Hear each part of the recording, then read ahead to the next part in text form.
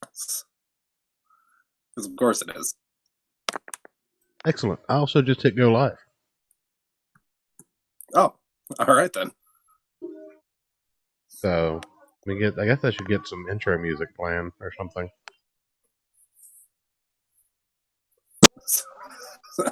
Something.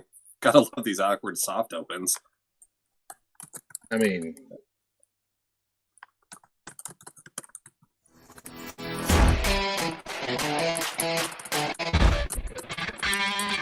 you'd think after however long we've been doing this, I'd know what I was doing by now. But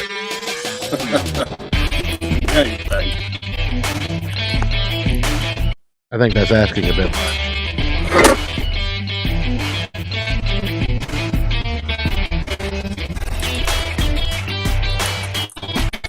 You would think I would be faster. You gotta love the bot fucking up too. Like that's gotta be the best part of our music bot. Just take this shit every time we go live. Yeah, that's ambiance. That nice little skip it does for half a second.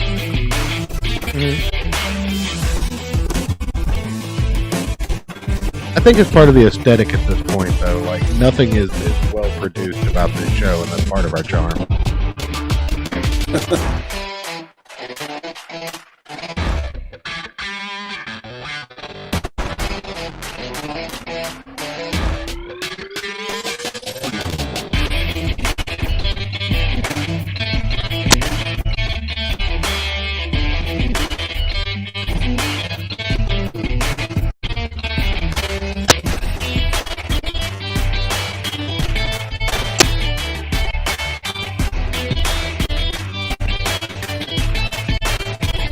You know, these motherfuckers get in their cups except for Einbrecht and Rune. Basically, Ayrton gets in his cups and will shut the fuck up. He can't say shit during a soft intro. I don't understand what it is.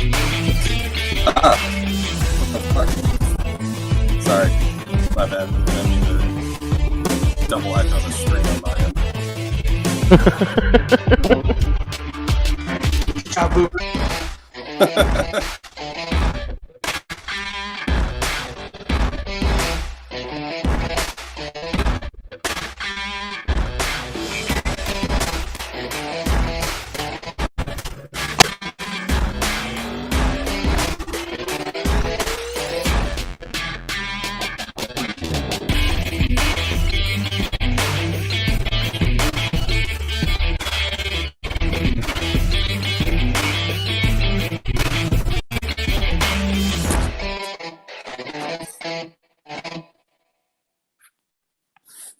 Well, hello everyone, and welcome back to the Gospel of the Chronicles of Darkness. I am your host, The Church of Failure, and with me, as always, is my trusty co-host, Ayrton McCartney. We are also joined today in the digital studio by Mr. Einbrecht and Game Master RuneKnight. How are you guys doing this evening? So far, so good. I stayed up way too late last night, but yeah, I can pull through. Ayrton stayed up until the late time of 10:35, and was that was an old man joke, ladies and gentlemen. In case you didn't get it, it's funny because I made a joke about him being an old man, going to bed early. Anyway. Which of course has drawn me back to us is talking about old men and being old. Yes, I said old man 3 times, and Joe appears. How you doing today, buddy? Here I am. Here I am. To wave his cane at us angrily and tell us to get off his lawn. This is get off my stream. You whippersnappers. So when was the last time we did one of these? Been 2 or 3 months? Almost 3 months. Yeah, almost 3 months. Okay, so let's do a recap of what's gone down, and by let's do a recap, why don't you tell us what happened, Joe? Because most of us forget. Sweet. And we also need to know what happened with Einbrecht and where the fuck he is. Yes, that'll be a fun conversation. So, Hello, ladies and gentlemen. Welcome to the Gospel of Comics, which is hosting the Chronicles of the Gospel of Darkness. I've already done all this, Joe. 3 from Old Done Man all Gaming, this. because we're Old Man. Oh yeah, I know. It's all good. But they need to know. They need to know. I need to know again. It's so important. You don't understand. And yes, this is the world of darkness, a world much like our own, where several months ago, our collection of individuals, I shudder to call them heroes. I fear the world that thinks that this is heroism, unless it's like unless it's a Shaun of the Dead style situation. Are administrators at a given private school in a given model city, where a young man named Smallkick got involved in a unregistered, unsubstantiated experiment in accessing all means of awareness. You're a little bit robot-y, Joe. Is that just me? Beep. No, I'm checking. It's on your end, because he's fine on mine. Okay. I just moved my mic a little closer to check. So check Okay. checking the mic. Okay. Machine is ascendant. Checking the mic. You sound good on my end. Okay. But in this experiment in expanding consciousness, strange, unspeakable, fleshy things occurred, and someone ended up dead. And our itinerant investigators tried to figure out what, which led to them getting involved in the follow-up to the experiment that got 3 of them dumped in another realm of existence. 2 of them, security officer Church and itinerant music teacher Ayrton, decided to have a sit rep about this problem, and met their van, Easy Ride, who apparently is a aware, sentient spirit. Cool ride. Yeah, cool rides. Cool Ride. Easy Ride's a different guy. But basically, don't get bad talking my van, my boy. But basically, climbing into the mobile battle platform of the Big Lebowski, they traveled through a gateway back to their reality, but were forced by their hosts, in the form of horrible spider creatures, to bring the student Smallkick back, filled with unspeakable horrors. At which point they were like, you know what? We're gonna part company, and we're never gonna talk about this again. And while Ayrton went to sleep it off, literally, Mr. Church did some things. He took care of some problems. But no one happened to notice that Officer Einbrecht, the detective, wasn't with them. Well, no, we noticed. We didn't care. That too. Yeah. Because he was distracted by something else, which is where we pick up. So this is less than 5 minutes after stepping through the portal into another reality, and several months ago, the sensation. Hold on 1 second, strange. Joe. Let me try something real quick. This is settings in, so it might change. What you guys, yeah, basically. No, it's my shit. See, they can't hear you right now, but now they should be able to hear you. Okay. Yeah, and you're not roboting on my end either, which means they're not hearing you roboting. Okay. Oh, Kathy is here with popcorn and drink in hand. Oh. So we're entertaining. Yeah, but we're gonna try. So yes. Yeah, this is several months ago, in less than 5 minutes after entering another dimension. The feeling of which is like being immersed in clammy jello. And then everything is slightly different. It has a slight nimbus of energy. Everything feels like it's just slightly moving at all times. It's like watching a TV with snow at the edges. Very unnerving.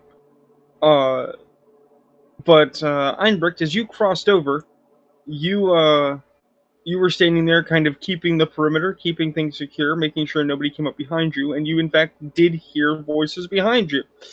So you tracked back down the stairwell somewhat to have a look-see, right?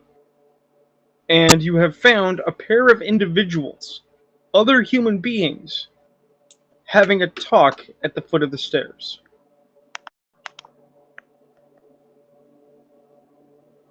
That's unfortunate. How the hell did they get in here? Alright. I'm going to cautiously approach and interrupt the conversation. Okay. So one of them is a man in a. I mean, it's very well done. It's very well tailored, but it is clearly a polyester suit. The other looks like a reject from a Motley Crue concert. Tattoos and a leather vest and no shirt. And as they are, it looks like they were just sort of trolling on by. You walk up to them, they stop and stare at you for a minute. You only caught snippets of what they were talking about. You're not even sure what language it was in, because it wasn't English, it wasn't Spanish, it wasn't French, it wasn't Middle Eastern. It was some weird pomp move, a bunch of things. We only caught every third syllable. And they're just standing there, staring at you, like they didn't expect to run into you here, in the same way that you didn't expect to run into them.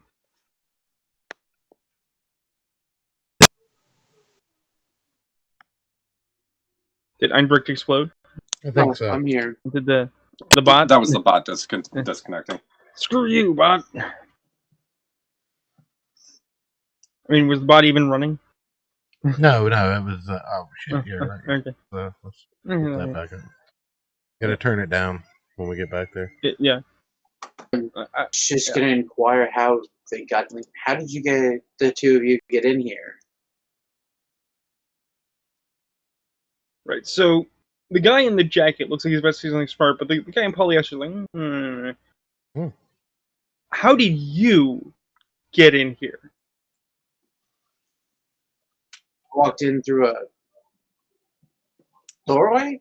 That's the only thing I can think to call it.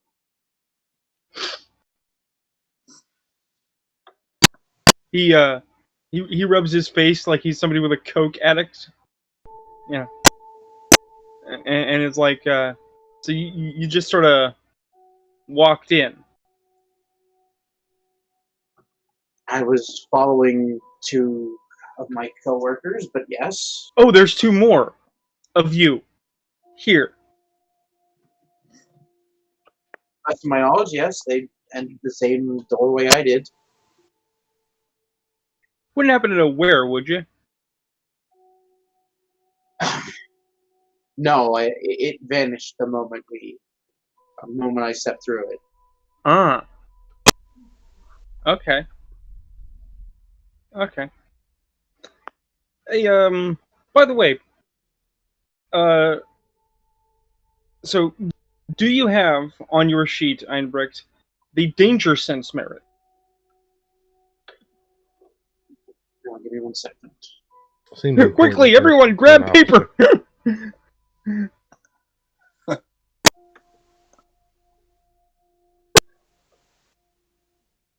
I, in fact, have everybody's sheets.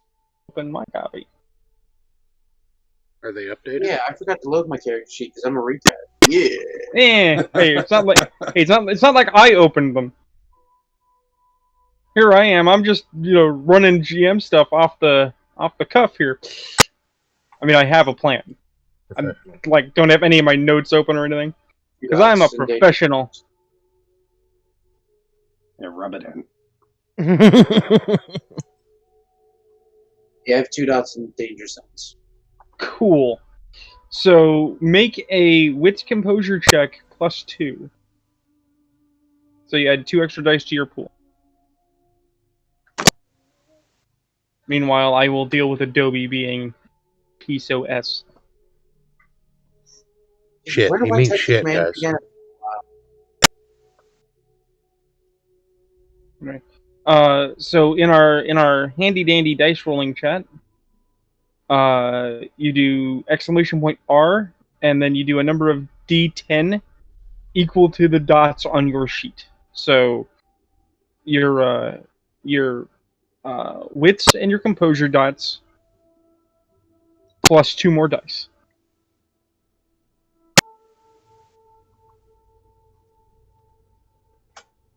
And I will scowl as Adobe tries really hard to crash.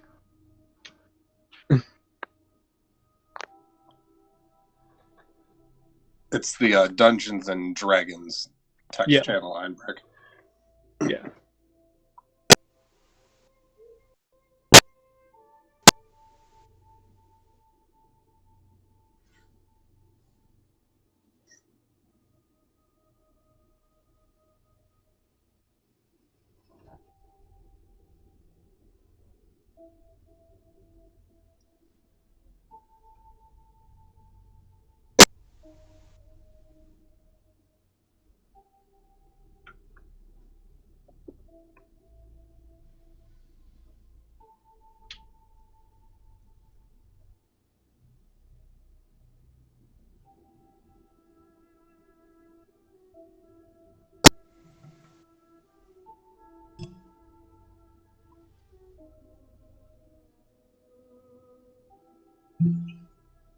Okay, no successes. So now I get to roll dice. Woo! Yeah, we don't have a dice window set up today. We just get to look at the Michigan Batman. The Petoskey Batman. I mean, you can enunciate that. I can't. I figure I should go ahead and change that off.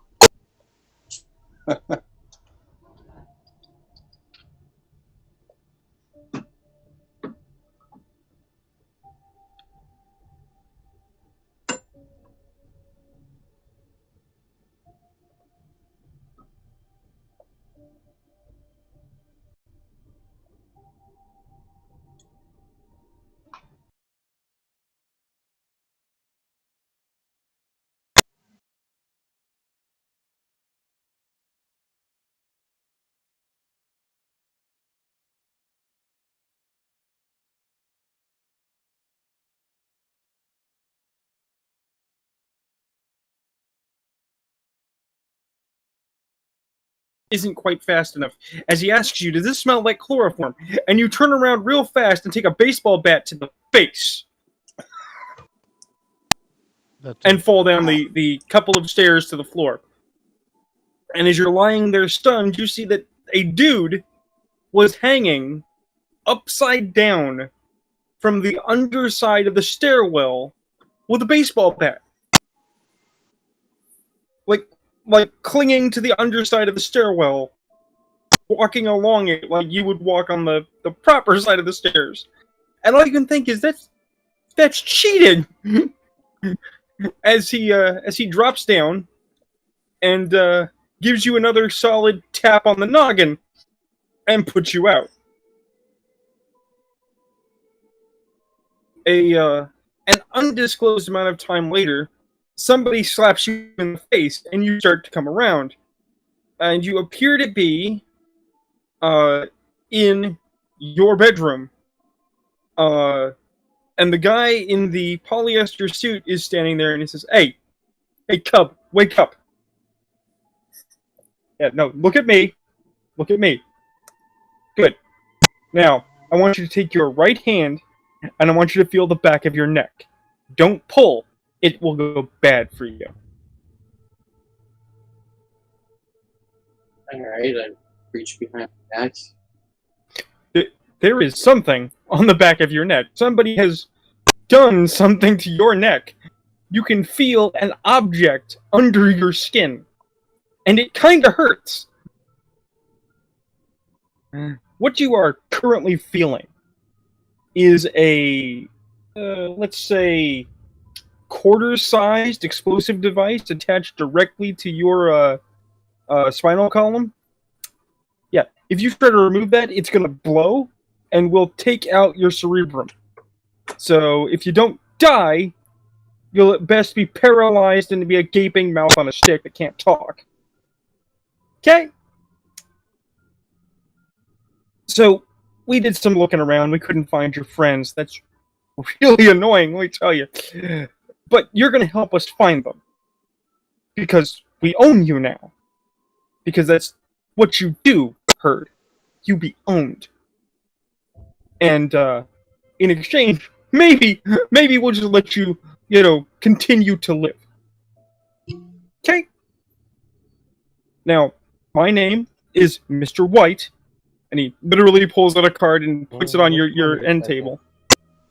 And if you ever see anything weird, or you find anything noteworthy that you think we should know about, you call me. You don't call the cops. You don't tell your boss. You don't tell your girlfriend. You call me, and I'll take care of it.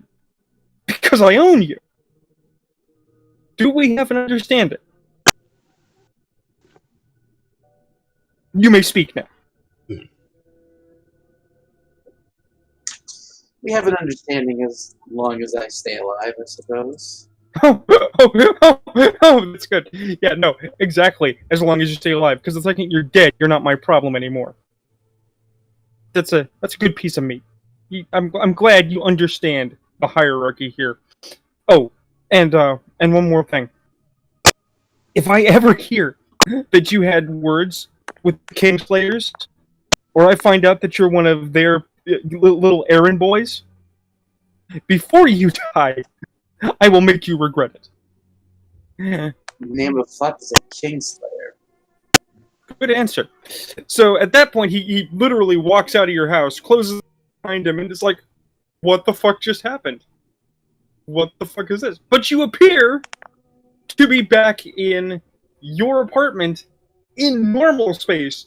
You have no idea what happened to church, to Ayrton, to the kid's small kick, to any of this. All you got was a horrible pain in your neck and a splitting headache. Oh, do I have all my shit, my phone, etc.? Oh yeah, no, you got all your stuff.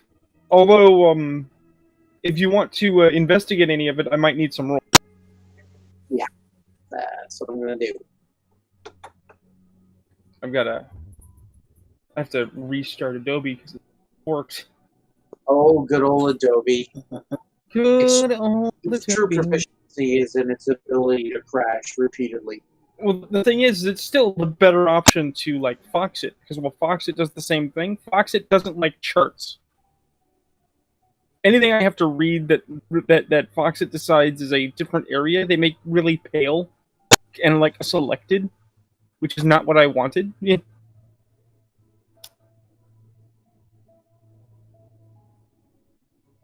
Sumatra, something like that, but in the end, it wasn't as functional. It didn't have as many features as Adobe, so I ended up with Adobe anyway. Yeah, it's literally I would do other options if other options as functional. I just have the Adobe suite anyway. Same problem I have. There we go. Now I can actually look at your stuff. So yeah, do you want to investigate your bits and see if they are as you had them?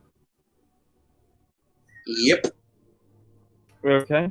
Got investigative prodigy, so you get a plus. I believe it's a +3 because that's in the merit to your wits investigation poll.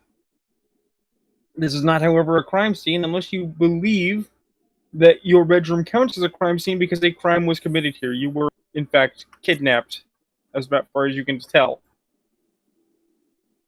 Yeah, but logically, I don't think it would follow because I was technically kidnapped in the weird other space and then deposited here. Yeah. Well, you think you're not just here in the weird space. Oh no, Rune said that. I mean, you could be. Yeah, so I believe it's wits investigation for 6 dice plus 3 more for an investigative prodigy. So I'll be listening, but I'll be. I mean, you could use interdisciplinary specialty with your spec in Streetwise for information. What has your experiences interacting with people, on the go, has influences, so you might be able to get an extra dot. You can spend a willpower, which gets you 3 dice. Now I'll avoid spending willpower for now. Okay.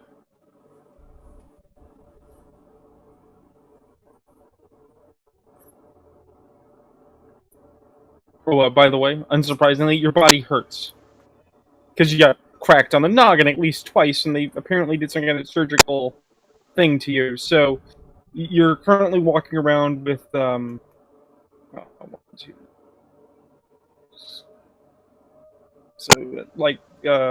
6 bashing and 1 lethal. Oof. Yeah. I mean, it hurts, but you're functional.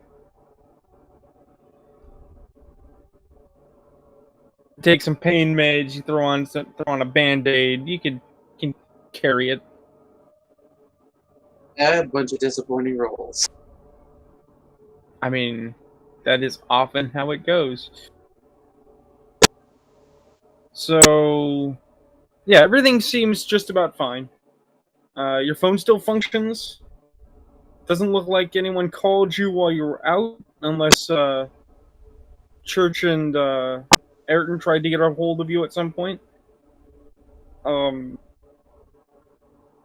Doesn't seem like you've had any emergency call. It's not long till you have to go into work, but you could still say call in if you want to say screw it.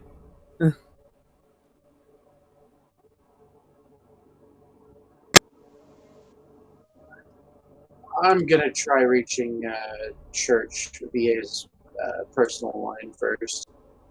Okay.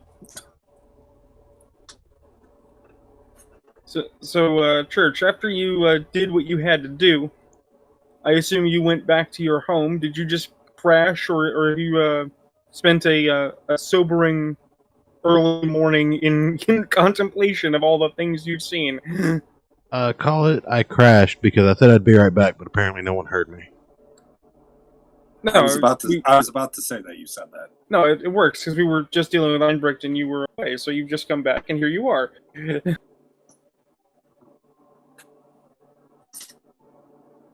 No, I think he's still doing what he's doing. Yeah. Right. So yeah, no. His phone comes back with a busy, where you get his voicemail. All right, that's unfortunate. I guess I'm going to school. I'm sorry, going what? Going to the school. Ah. Okay. Well, when you get to the school, there is, we're gonna call it, a huge shitstorm. Because they are pulling. I mean, some of the people can be saved. Some of the people are a mess. But there was a massive, fleshy construction in the library at the lowest floor of the tower building. They're calling it a chemical accident. Also, just as a side note, let's call that I did see him calling, and I purposely ignored it because I'm trying to preserve my alibi. That sounds reasonable. But basically, you come back to a school in chaos, and it takes the better part of a week and a half for things to get stable. Classes are suspended. Students are sent on some kind of leave or in the in study. The rumor mill is very much running fast. The police are summoned, but there is woefully little evidence to explain what happened. They've got toxicology and medical on it, trying to identify what was the chemical, what could possibly do this, where did this come from. You've heard a rumor through your contacts, Dots, that some people are saying radiation leak and are wondering if someone was doing some aftermarket, under the table, illicit nuclear research. It's pretty bad. It's pretty weird. And that brings us to tonight, to today, to the goings on, where things have finally started to quiet down. All right. In the meantime, can I do a little bit of cleanup? Oh, yeah, you absolutely can. Okay. Because you know what you're looking for. The police do not. No. Not just that. I mean, that was definitely going to be part of it. But I mean, for the time before this particular moment, can we do some housekeeping? That's just some things I'd like to have happen before we reach present day. If we're skipping ahead a week, certainly. First, and I don't know how you want to dice roll this, but is there any way that I can maybe check and see if I can form an alibi for myself with somebody besides Ayrton? Hey. No, nothing personal, but you would be implicated as well. I want somebody besides you to say I was nowhere near anywhere I was.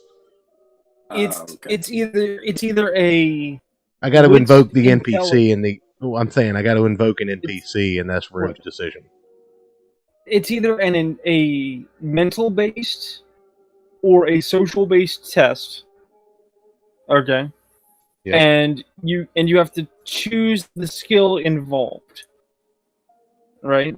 Because for instance, you could do a manipulation subterfuge where you're just spinning a lie. Just spinning as fast as you can and getting somebody else involved in it.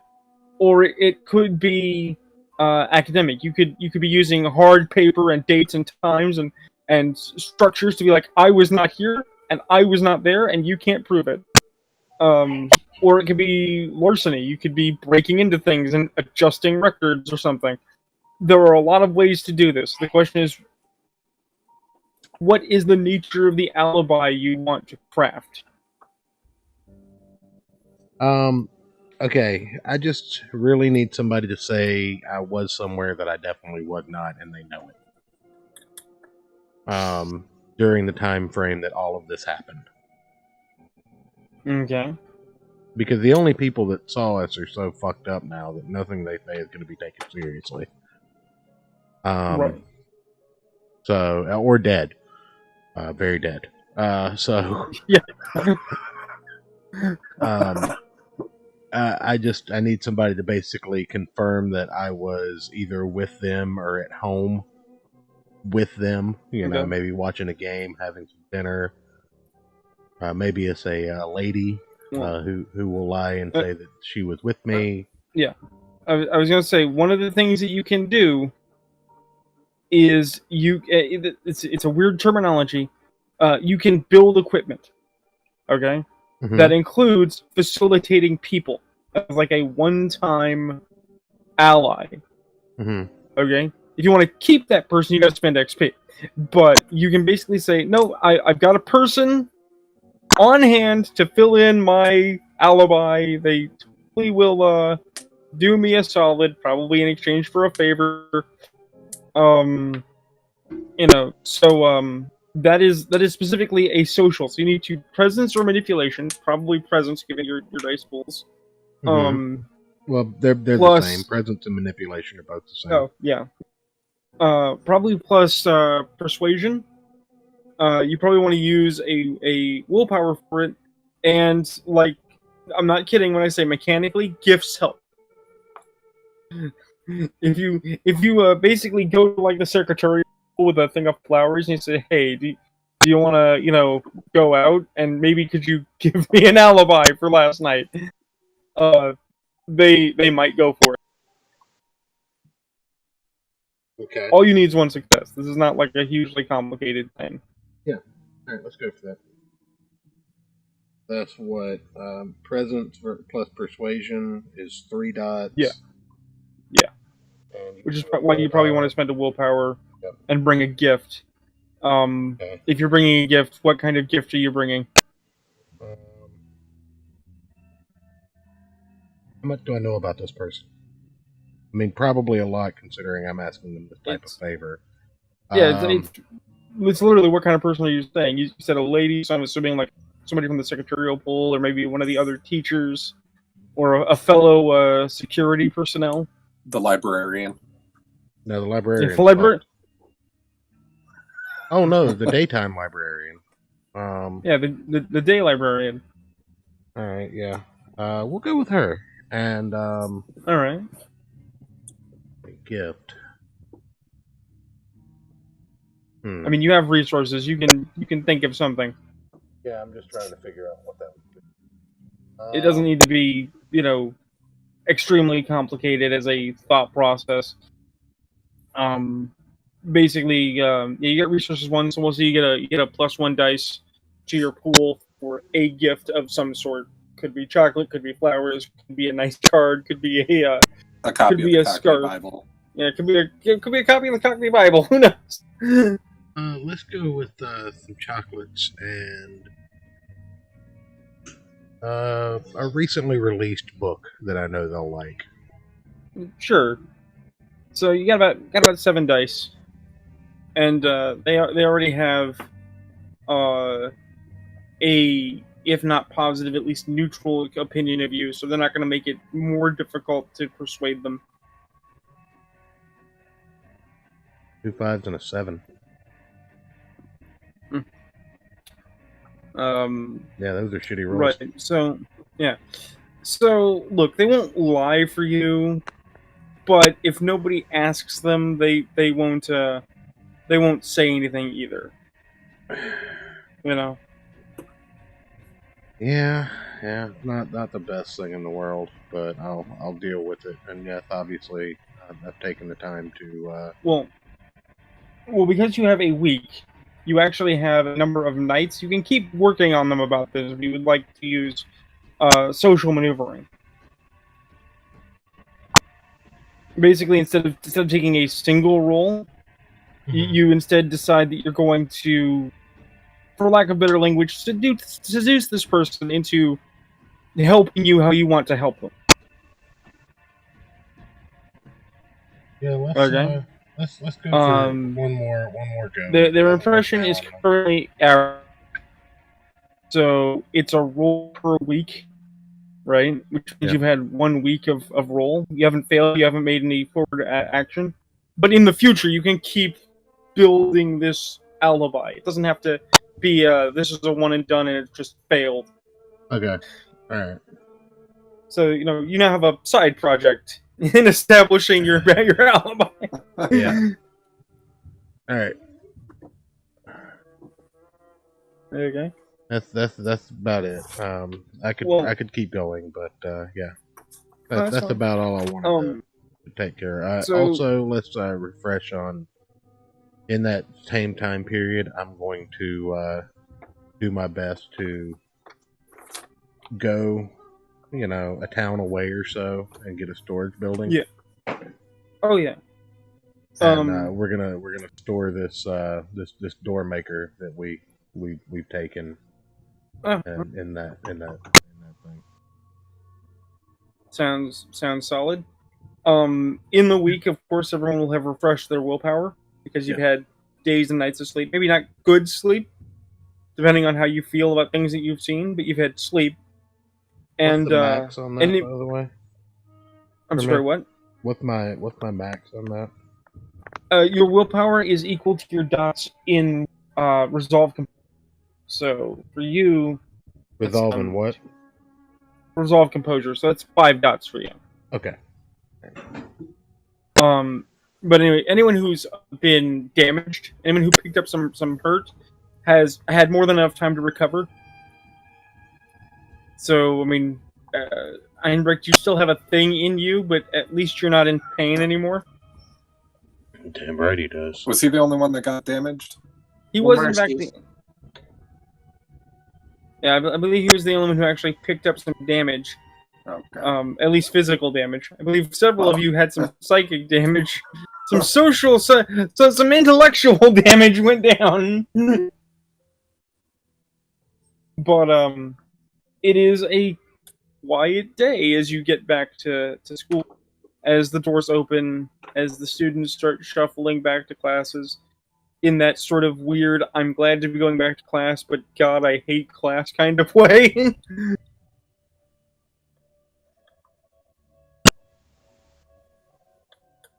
What is everybody doing? Well, apparently we're arriving. First thing that I do is seek out Einbrecht's character and let him know that I got his phone call, but I've had some things going on, and I'll fill him in later. Are you going to tell him this in person, or are you going to call him? In person. Okay. And explain to him that talking about this over the phone is not a good idea, nor really. Okay. I'm going to say I'm probably going to attempt to teach a class and probably need to take some sort of medication, if you will, to get through it. Yeah. In a matter of point, because some of us have addictions. When was the last time you have tasted someone's will, Ayrton? Have you been kind of cold turkeying while you wait for this situation to resolve? I mean, I'm going to say that, yeah, this little adventure kind of freaked me out a bit. And so I've been suppressing, if you will, some of the untoward natures about myself. Right. So you are at low ebb. You are feeling the burn. You're trying not to take it out on people because you know it's not their fault. You know why you feel irritable and volatile, but you bleed this energy that you accumulate every day. Every day you can feel yourself getting literally less awesome. Right? And, you know, it's a gnawing desire. Just a little something. Just to take the edge off. And you go to a school full of beautiful young women, full of handsome young men, where you can just drain their willpower at a glance. Right? It's literally going to the buffet, staring at the buffet, and being on a diet. And hating it. So, it is a gray day today. It is a little bit rainy. Everybody's wearing their layers, which means that a lot of sweaters on the young ladies.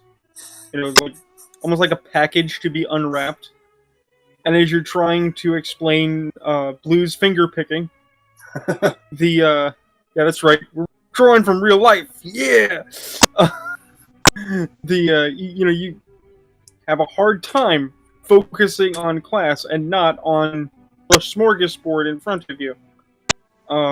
Usually music is like a balm. It's the one thing you can do that you just forget everything else. But no, this time it's that irritation will not leave. And if you will give me a perception check, we'll see what comes of that. So that's a Wits Composure dice. Wits Composure. Wits Composure. Okay, so 6. Yep. Yeah. Okay. Come on, you stupid thing.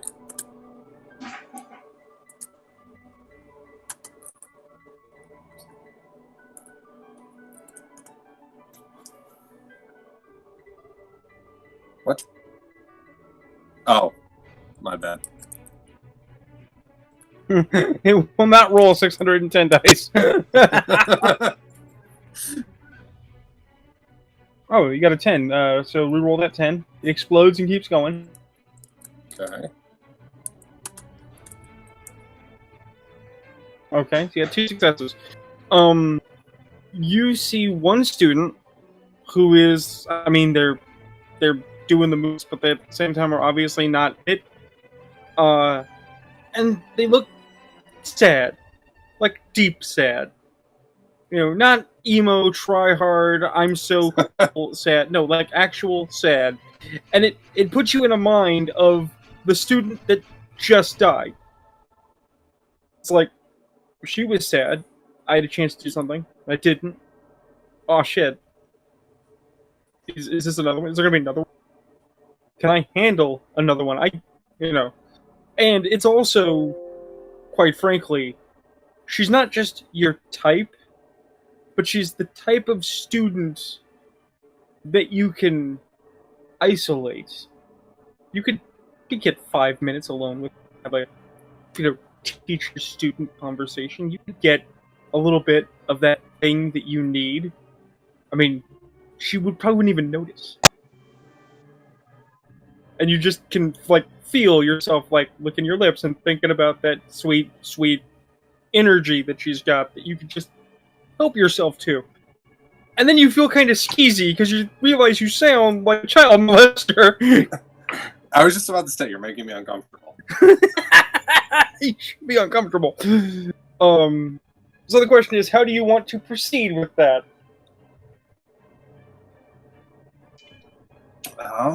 Also, I appreciate both Kathy's facepalm and her use of dollar symbols.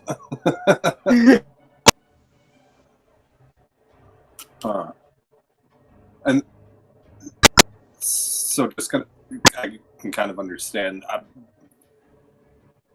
I'm basically feeling like I've been stranded on a deserted island, and all of these students are doing the thing in the cartoons where they're like turning into like a chicken leg in front of my face. Kinda. Essentially is where I'm at mentally. Yeah, you're not completely disassociated where you would just straight up murder someone, but you solidly are having that. Look, man, all you need is a little to get by. You just need a little to take the edge off. You just need to pick me up. It's not really doing drugs. It's just a bit of a taste. And this dovetails with this feeling you have that something is wrong with this person. And it's like, do I want to help this person or do I want to exploit this person? Or both.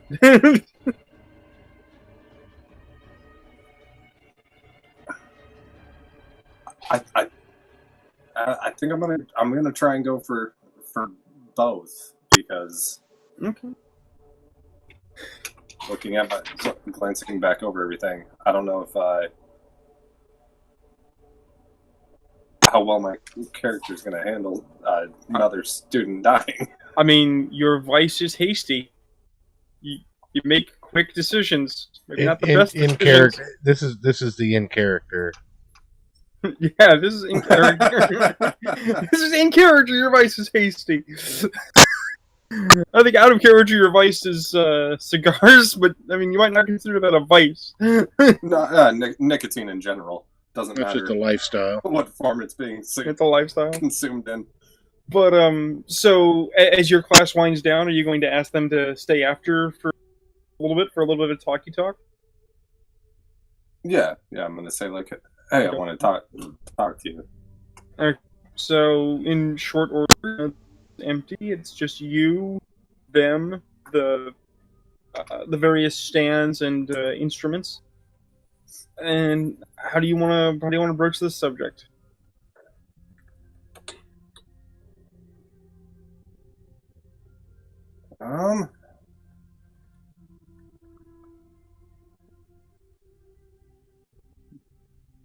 Because I'm just gonna shoot straight with it and just ask like, hey, what's up? You seem...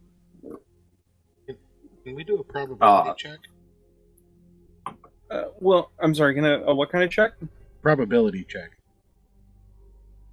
I'm not quite sure what a probability check would be, but you can. But if Ayrton wants to, I want to try. No, I want to try and make something happen in the middle of this. I mean, and I don't want to overstep my bounds, but I want to see what the probability of happening as this is going on is. What is the nature of your interest? What do you wish to acquire? I want to interrupt. attain? I want to interrupt his meeting after class. I want to cut him off. You want to break in before he can do something untoward. Yeah, I don't, not knowingly, like as my character, Yeah. unknowingly, but I want to see if my character like showing up to figure out what the fuck he's been doing and why he hasn't contacted me. Oh, I mean, I want to see if that interrupts his little get me. Well, you checked in with Einbrick. You said I'll talk later, right? Are you in fact gathering the crew to have your deposition? Your no. down about what went down? Well, here's the thing. I'm approaching them individually. I talked to Einbrecht this morning, so now after his first class, how likely is it that I catch Aaron before he gets his fix? I mean, you know his schedule. It is entirely possible at any time you could. Right, but I want to give you a fight. I want to give him a fighting chance. I want to leave it up to the dice as to whether or not he gets his fix. Cool. That's what I'm saying. All right. Okay, so I will secretly over here in my darkened chamber roll a 1d2, and I will figure out whether or not Ayrton gets upted mid suck. So, yes, I want to see if I can will block. You asked him, what's wrong. It's either presence or manipulation, because those are your best social attributes. But the question is, are we looking at a persuasion check or an empathy check? I think I'm gonna go with empathy. Okay. So it was slightly less. But I mean, you can always spend willpower. So you're trying to project this image that you are a caring professional, that you honestly want to help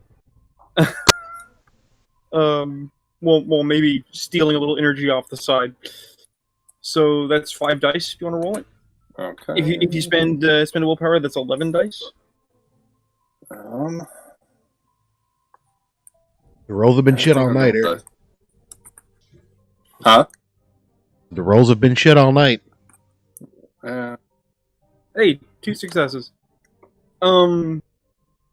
She very much has that presence of don't want to talk about it, but you needle her a bit, not negatively. You're not just like, look, you can tell me I'm cool, I'm down, you know.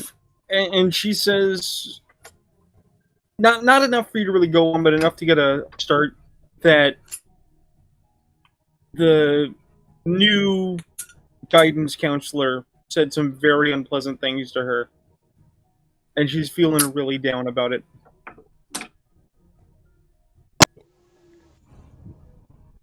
Okay.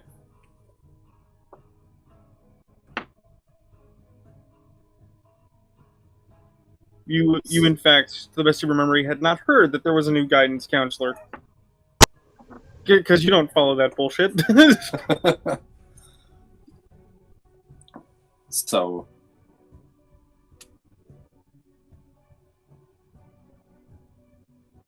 guess I'm gonna inquire about the new guidance counselor. Like, what about them is fucky? Well, she was talking about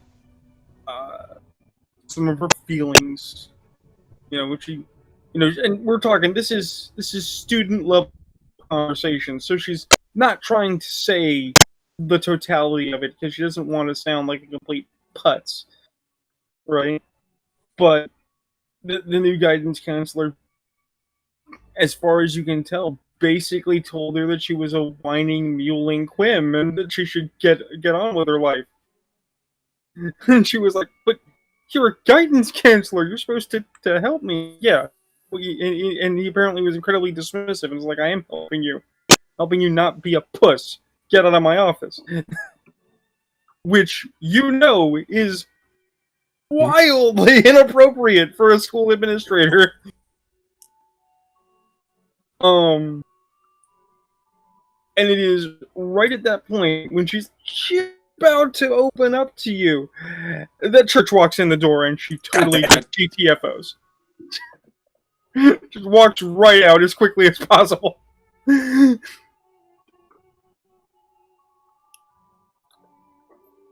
Alright, what's up? What did I do? It's what you didn't do. You haven't called me. You haven't tried to find me in 7 days. What the hell? Didn't you tell me to just fuck off? For the evening, yes. Oh. Has anybody come and asked you any questions? No. Okay. No. Have you talked to Einbrecht? Not that I remember. Did you even know he was back? Who's back? Einbrecht, have you talked to him? Oh, no. He's back? You just... Are you not taking any of this seriously? Like, what the hell, man?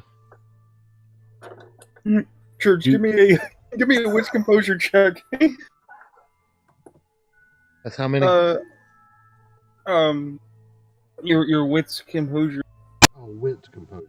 Okay. Say, your wits is 2, your composure is 5. Einbrecht, how are you dealing with the symptoms of your addiction? Or Ayrton, rather. Oh. Yeah, sorry.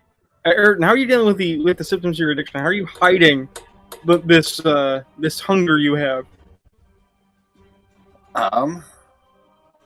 It's 1, 8, and 1, 9. I think that's 2 successes, right? That is 2 successes. So you need to I mean, it could be a subterfuge. It could be a medicine. You kind of need to figure out how you've been deflecting people away from the idea that you are strung out as shit. Who, me? No, Ayrton. No. Yeah. Otherwise, Church is going to know. You might not know what you're strung out about, but he'll know you're strung out. Wait, we still have that... Or do I still have that bottle of elixir in the van? Oh, you totally do. Okay. But So, that's just it. It's in the van, and you're strung out right now. I mean, have you been carrying it with you? Is it in your desk? Okay, I should rephrase that. The last time we did this, I still had the... It's true. It was... Okay. I couldn't remember if Church took it or if I had it. No. Okay. The van gave it to you. You kept it. Yeah, I had enough shit on my plate. None of the bottle. Okay, so I've been keeping that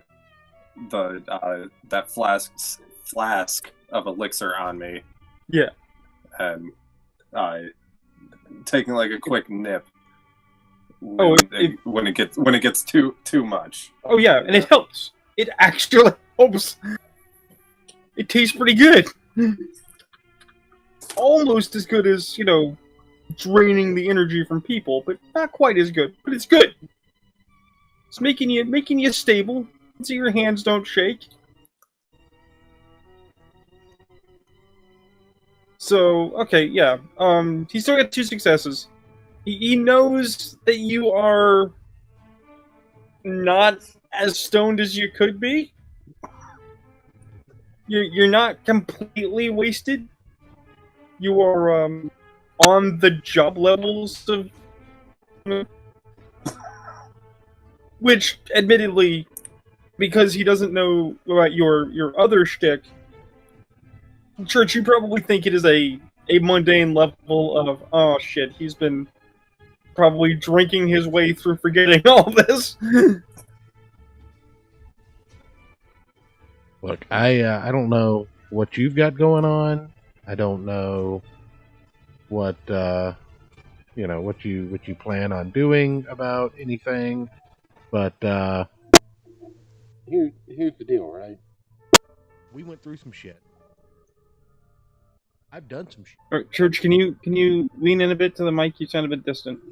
Sorry. I said, can you hear me? There we go. Okay. Yeah, we got you. We've been through some shit.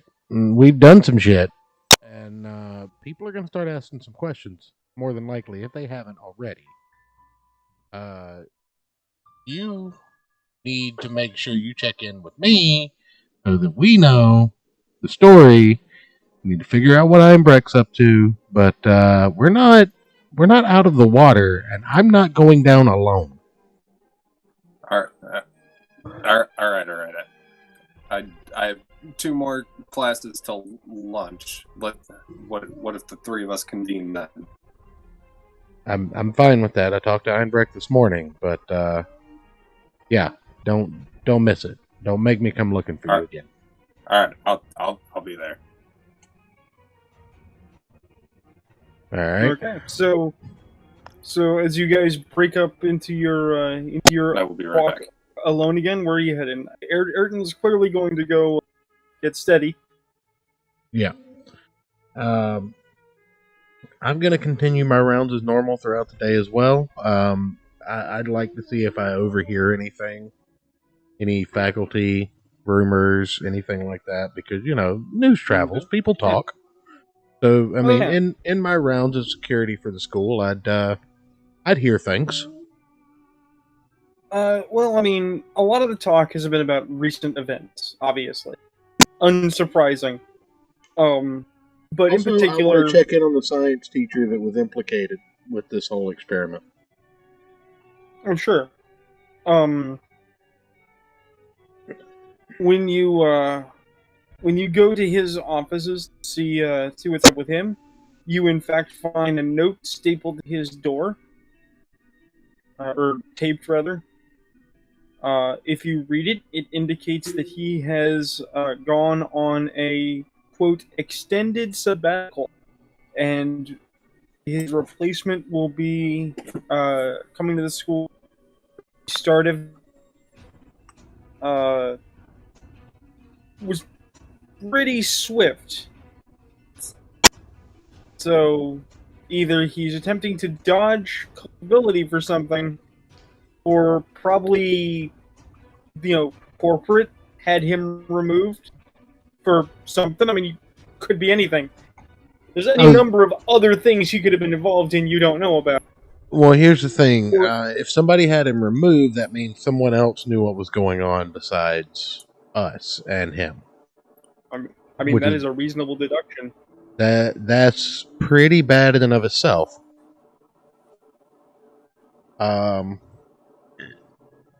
So, I mean, at least you're aware that there might be a leak.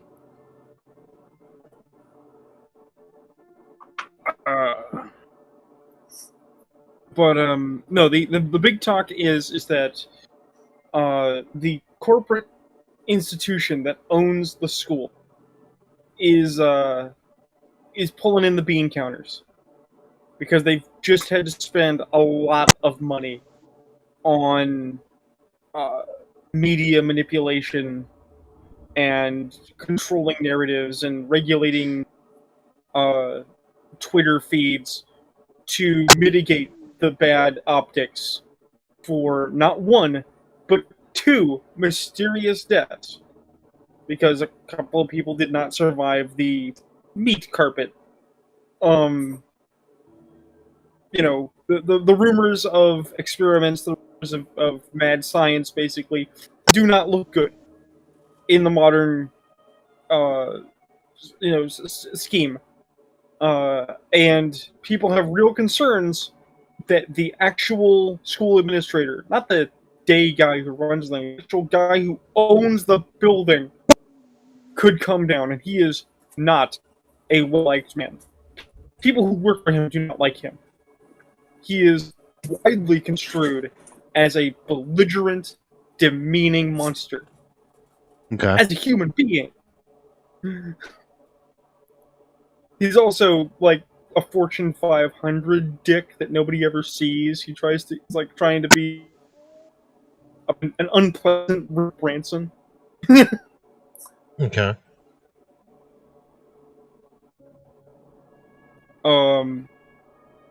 But apparently there's been a shakeup in administration. There are a bunch of new people coming in. Teachers who were close to tenure are going out.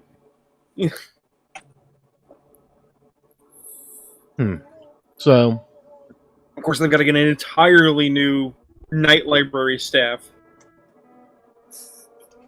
right.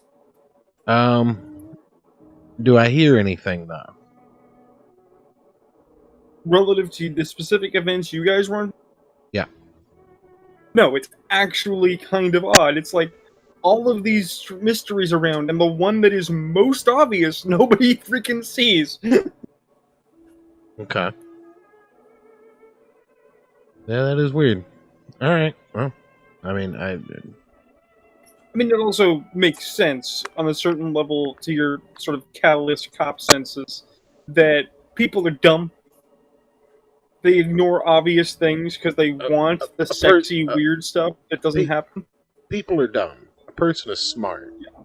That's the problem. Exactly. Like, I feel like a person or, somebody would know something. I just don't hear about anything. Yeah. You don't hear about that individual. It's in fact entirely possible you guys are those individuals who know something. Okay. But yeah, the vast majority of the school, the student body, they don't know. They're filling in the gaps with their own crazy theories. I mean, at least one person thinks it's aliens, and gives a good talk about body snatchers in the woods. No, is there a way that I can go in between classes and meet this new guidance counselor? Oh, absolutely. Okay. He's got a little side office and a secretary, right? Who will totally meet you at the desk and ask your name and if you have an appointment and what they can do for you. And do you ask to be shown in? Yes. Okay. So you are brought into this guy's office. He's still unpacking. He sees you. He smiles. He offers to shake your hand. He has a strong grip. He has the secretary close the door, and he's like, hi, my name is Mr. Caldwell. What can I do for you? Oh, I just wanted to, since it's the first day back, just wanted to introduce myself and meet the new staff. Oh, of course. Thanks. Had people in and out. You want a piece of like a cookie?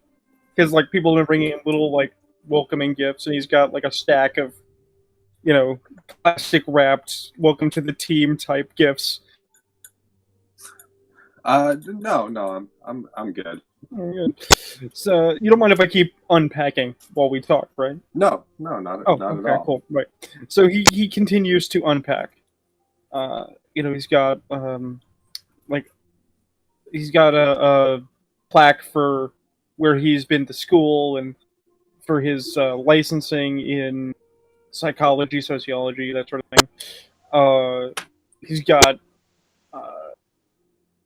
there's a poster for teamwork, the little teamwork meme. He's got an animal skull on his desk. It's kind of neat. Right next, opposite the little balls that go click, click, click, click. And so this guy's a twat. Yeah, and on the back wall, he's got the cross.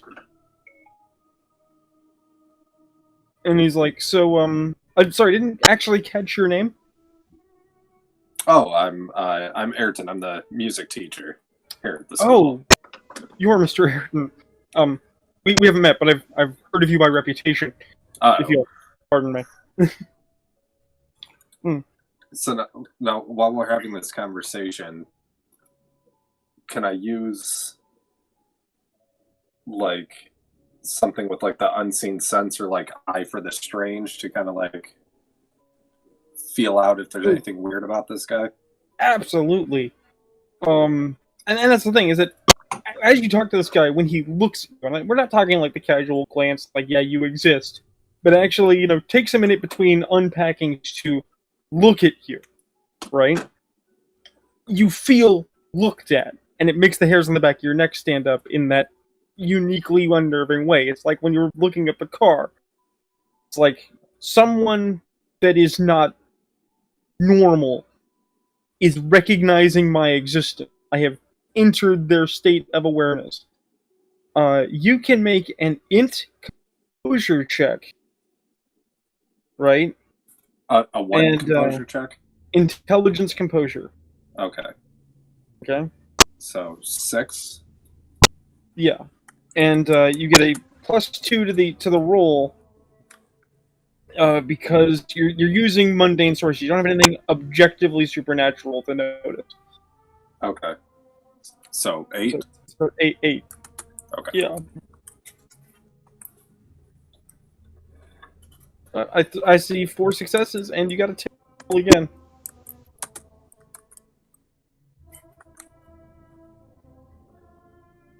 Okay. As you're watching this guy unpack, and you're kind of trying to marshal your thoughts, you realize that this office doesn't feel like an office.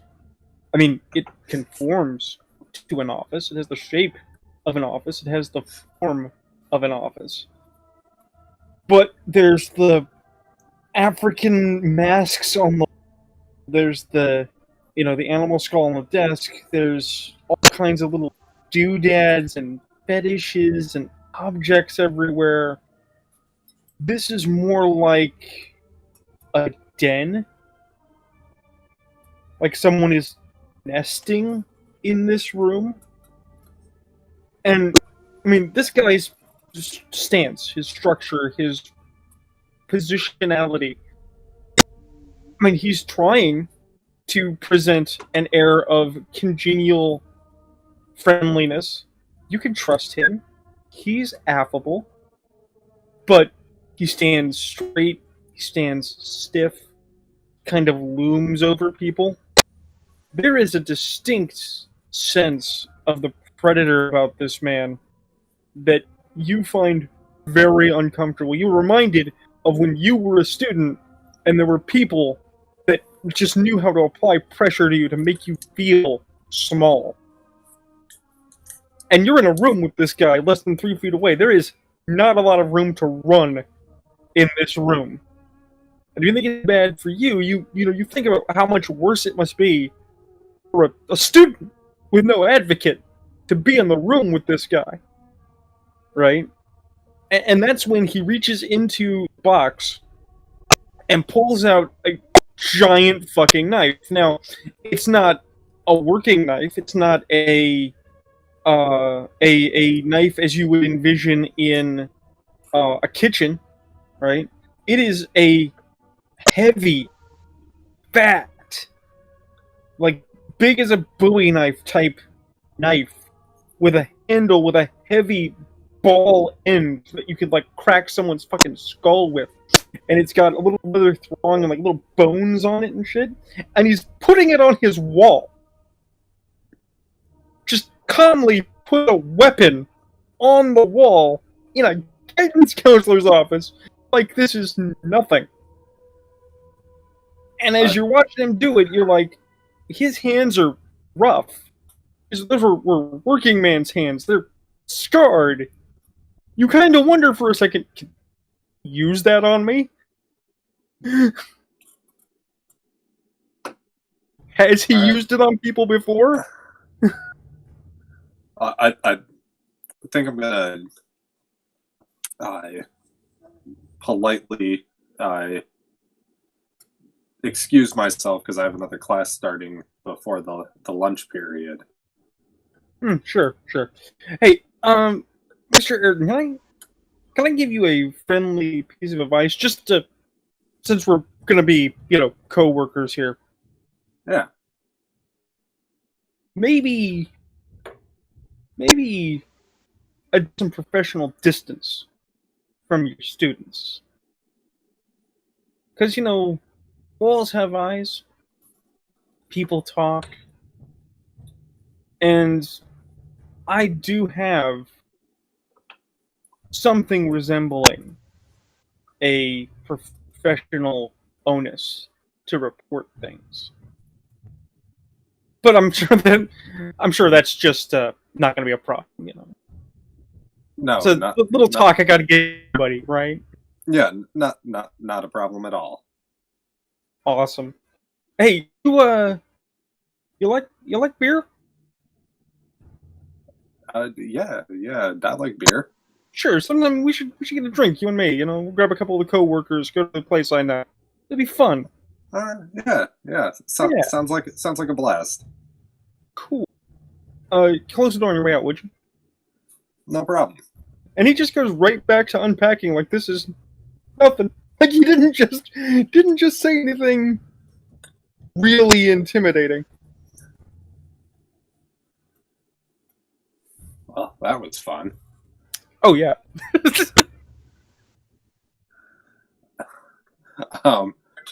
Should we check in with Einbrecht before the lunch meetup of the three of us? I mean, if you want to, you could certainly try to find him. He's probably on campus somewhere. All right. Yeah, I'll try and find out where he's at, and just make sure we're all good before then. Okay. So, where are you on campus? What are you doing on this bright, gray Monday morning? I am watching footage for a few days to see what the fuck went on while I was gone. I mean, it's been a while. It's been a time, and it is how difficult to concentrate because that spot in your neck itches like a son of a bitch. Itches more since you've been to the other side, because you know it's not natural. You know it ain't right. It pings that thing that you've been exposed to now. So it's always there in the back of your mind, being like, I'm here. You know, and it doesn't seem to get warmer. Like, it doesn't get body warm. It feels like there's a rock in the back of your neck. You know, you can cover it with the end of a coat. You can cover it with a scarf or whatever, a tie. It's really uncomfortable. And yeah, school is a bit of a mess right now. They're having a big shakeout. Meanwhile, the regular cops, the police that you regularly interact with, they've got stuff on their plate too. There's a huge motor rally coming through town in the next days, stopping at a renowned watering hole where they have like 3 fist fights and at least 1 assault that ends in hospital stay a month. You know, they're gearing up for the spring summer season, which in the city is a lot more violent, a little more active, more on the street. You know, they don't have time for your provincial schoolyard problems. Which is always nice to know that your boys in blue, you know, don't have your back like normal.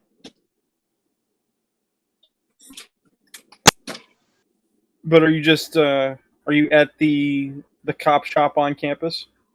Pretty much just checking out footage to see.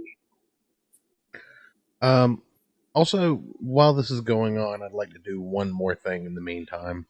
Oh, sure. What do you got? I want to check and see if there's been any missing persons report on the guy that I drowned because of spiders. Oh yeah, no, they have been looking for Small Kick. He Who didn't show up to class. Who has been looking for Small Kick? Oh, his teachers put out the word that he hadn't been showing up to class, which went to admin because they got to Not his track down parents. students on campus. I'm talking about like law enforcement. And that's kind of what I meant when our people talking about the disappearance of Small Kick. Well, that's the thing, is law enforcement's not looking yet because it's just a missing student. There's no sense of violence. There's no sense of criminality. He was suspected of being involved in the student that appeared to have committed suicide, right? But they never found him, and students wander off all the time.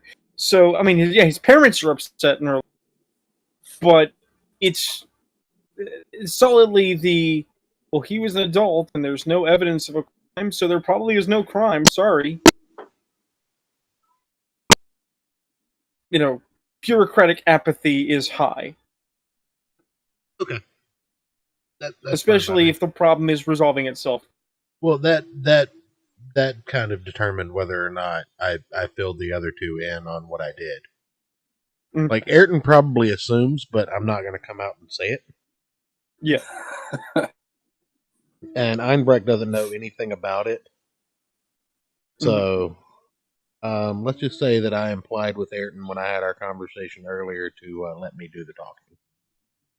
Well, as we transition to our lunchtime scene, because I know you want to go find Einbrecht, but I mean, you guys are going to gather to discuss these things during your lunch. Well, I wanted to anyway, give him so a chance to get anything out that he wanted to before our rendezvous. Right. But I was just going to say, it is 10 to 9. I'm going to take 5 minutes. I'll be right back. Okay. So short intermission. People need to get coffee and a bathroom break, that sort of thing. I'm going to get some hot chocolate, little boy. Woo! Hot chocolate! Oh, no. See, Church, I'm getting the hang of it. Yeah. I'm definitely not sending you text messages telling you what to do. I already had that plan before you sent me that. I was letting RuneKnight do it. I get enthralled when he's, setting the scene and stuff. He's very good at that. Well, I was planning on it though. It kind of matters because I'm gonna need. See, the reason is shared information is a thing,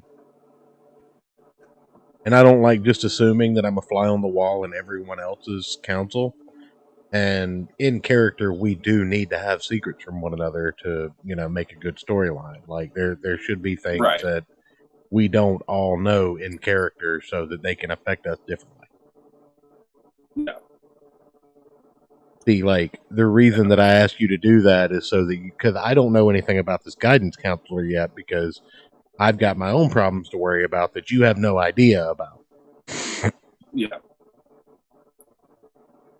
Which is very confusing. That's another part of this,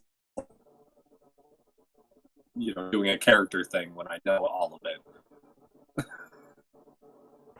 Well, the thing is that actually, in certain things, and I think even when it comes to RuneKnight, I think it comes to form that, if you're inquired about what happened that evening, they can't detect a lie on you if you don't know that it's a lie. True. You won't appear nervous saying, I have no idea what happened to that kid. The last I heard, he was courting a girl that committed suicide.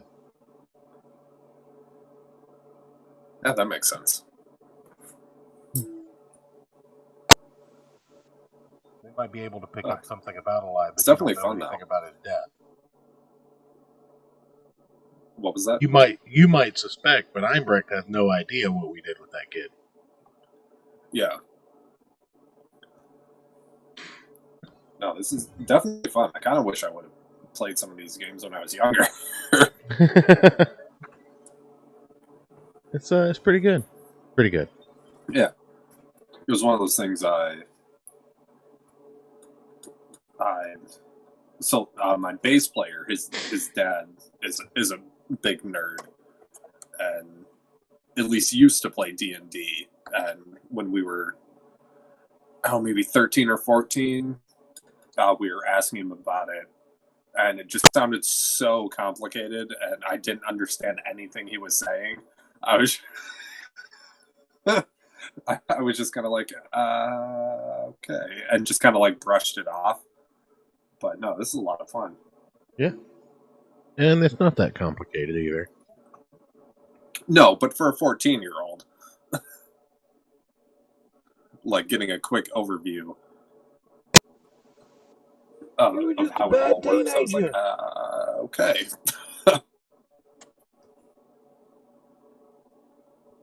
Yeah, because... Yeah, no, this is definitely a lot of fun. Definitely great. Definitely the best.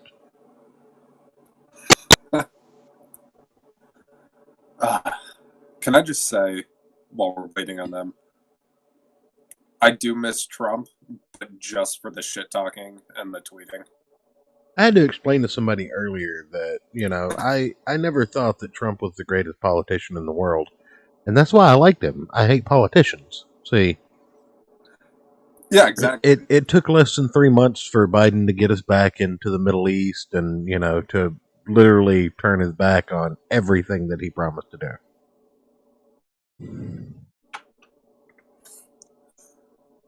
Like, I couldn't hold anything against Biden. As if I was shocked by any of it.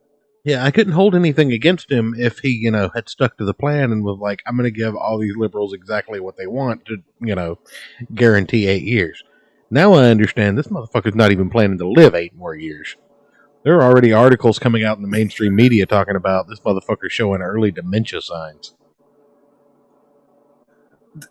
We've been talking about that since the campaign for this election started. Look, all the black kids came to rub the hair on my legs because that's not weird at all. I love dogs. My dogs have their own Twitter account. Yeah, and poor kids are just as smart as white kids. And minorities don't know how to use the internet.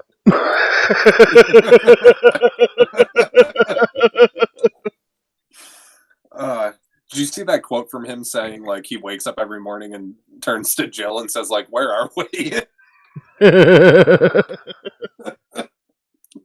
Which I know what it's supposed to mean, but, ooh, should have picked different wording. Hell, Joe. We're in hell.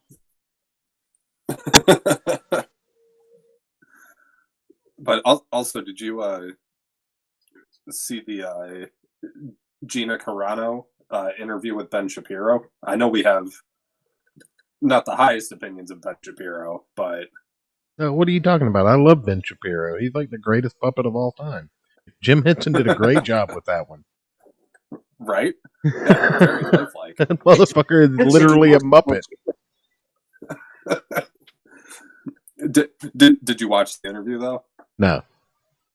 Oh, okay. It's actually pretty good. It's a little bit overblown. I saw a couple of YouTube channels talking about it at first. Who was it? Geeks and Gamers, I believe, was the channel. Of course it was. They kind of... Yeah. They kind of... Yes. The fandom menace. Yeah. They kind of overblew, like... I think they read a little too deep into some of the things she was saying, but it is actually a really good interview.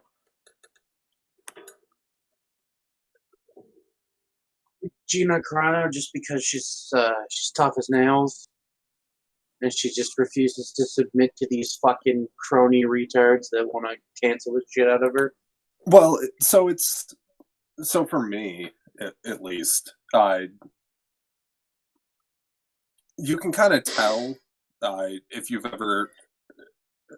And again, this is going to sound like way more full of myself than I mean it to, but if you've ever had interactions with like people of even like slight notoriety in like real life, you can definitely tell the bullshitters from like the people that are genuine, if that makes sense. And I definitely get that sense from her that she's very genuine and very outside of that whole Hollywood culture.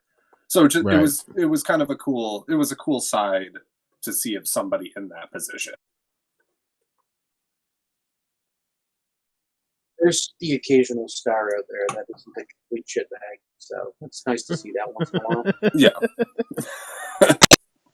And really, that comes from her fighting background. Pretty much. Used to be a UFC fighter.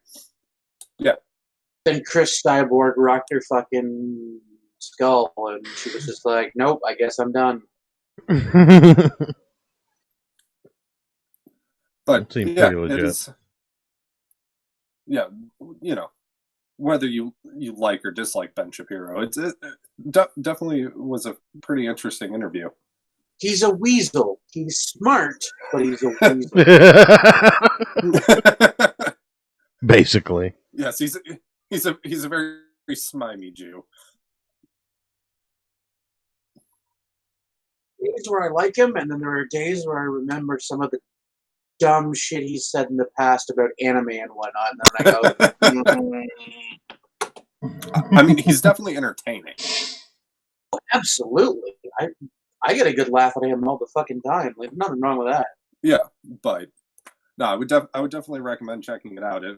Even if you're not like a fan of, The Mandalorian or following any of that shit, it's still a good interview.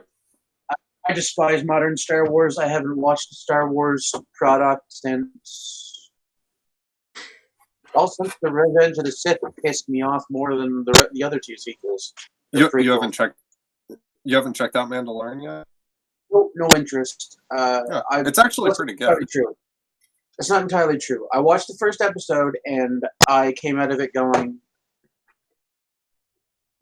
why is he a Mandalorian? How is he still alive? He's barely intelligent enough to know how to breathe.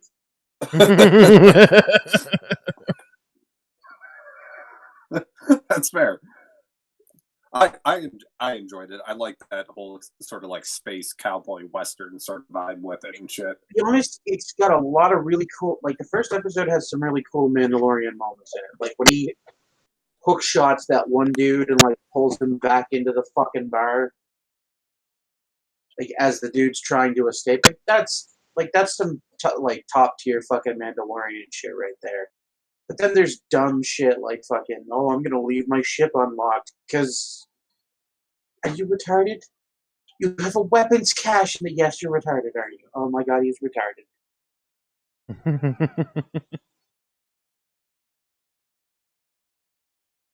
And it's not even that his character is stupid, it's that he's stupid for the sake of advancing the plot, and I hate that shit as a writer. I think it's been long enough for Einbrecht to have come back. Or, not Einbrecht, RuneKnight.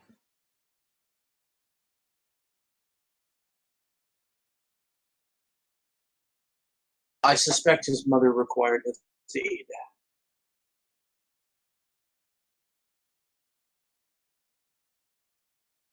She is, after all, a little old lady without legs.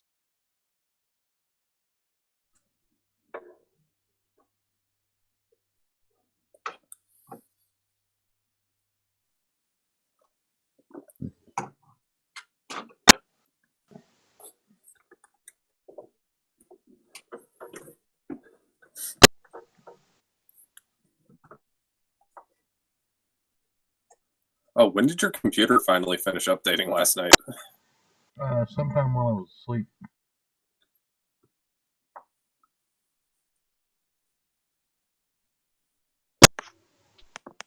It was pretty great.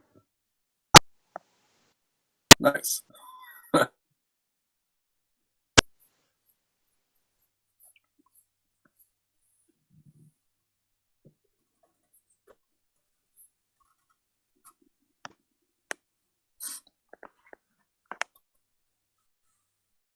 Well, since we're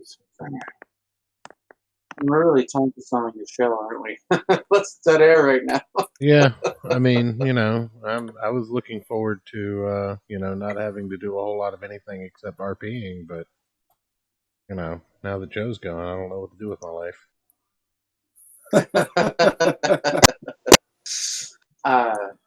That's why I was trying to bring up some topics. I don't know. The Gina Carano stuff is weird. I think there's something else going on behind the scenes. I suspect it has to do with the fact that she's virulently anti dudes in dresses. That's the weird thing. At least, like from watching that interview, she doesn't really care. No, it's more the fact that they like to target her because she's of the belief that biological sex is biological sex. There is no silly gender spectrum. Right, yeah. I mean, like a normal person. Yeah, like someone who was born and went through male puberty maybe shouldn't, be Chop allowed off their to fight. penis. No, shouldn't be allowed to fight women in the MMA.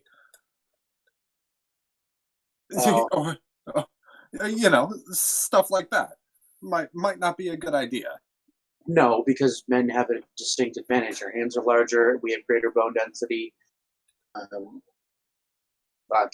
And I can't remember all the other shit. It's testosterone's a big defining factor of.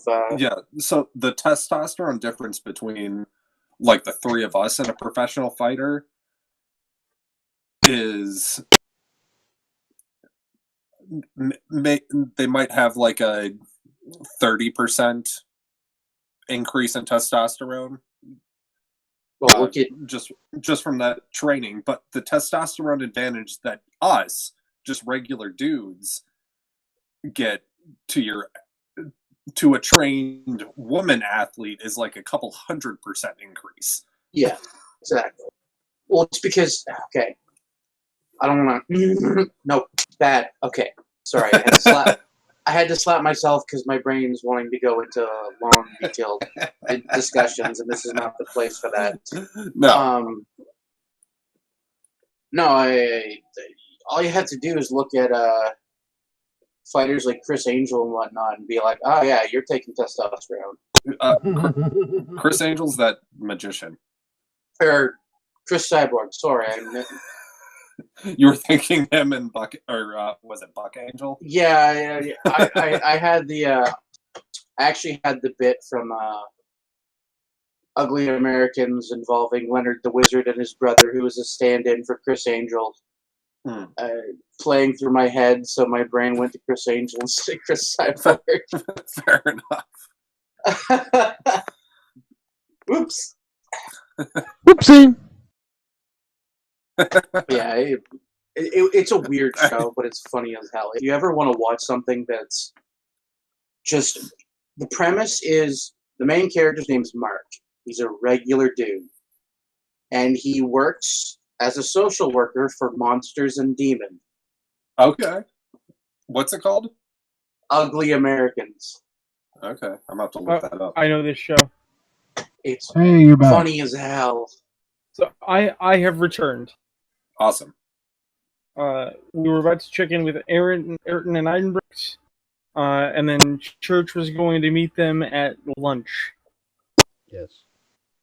Yes? Yes. Yeah. So, Einbricht has been at the cop shop going over, a week of surveillance footage, trying to figure out what's been going on. Ayrton, you're the music professor. It's not unknown for you to just sort of wander around, show up, say hi. You are the friendly teacher, so nobody's surprised when you drop by. And they will show you right back to the back room where they keep the cameras and all the tape. So you can find Ayrton, or you can find Einberg relatively easy.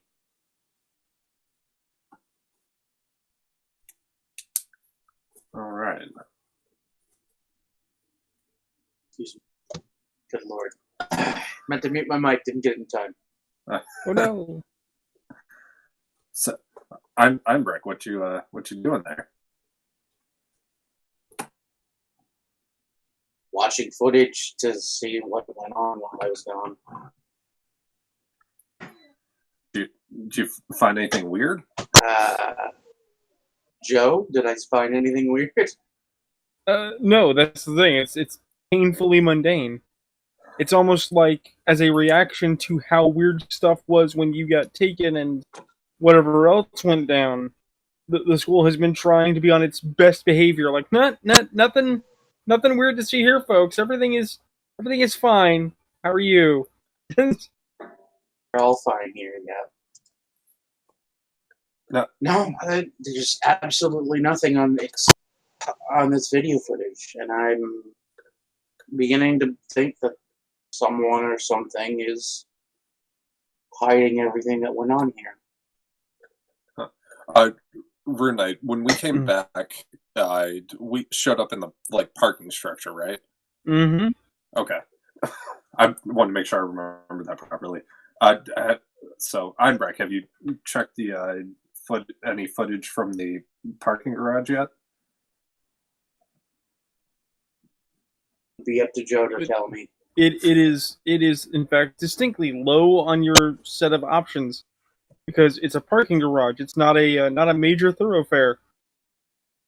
You could totally go pull it up now if you wanted. Pull it up then. Okay. Give me a wits computer.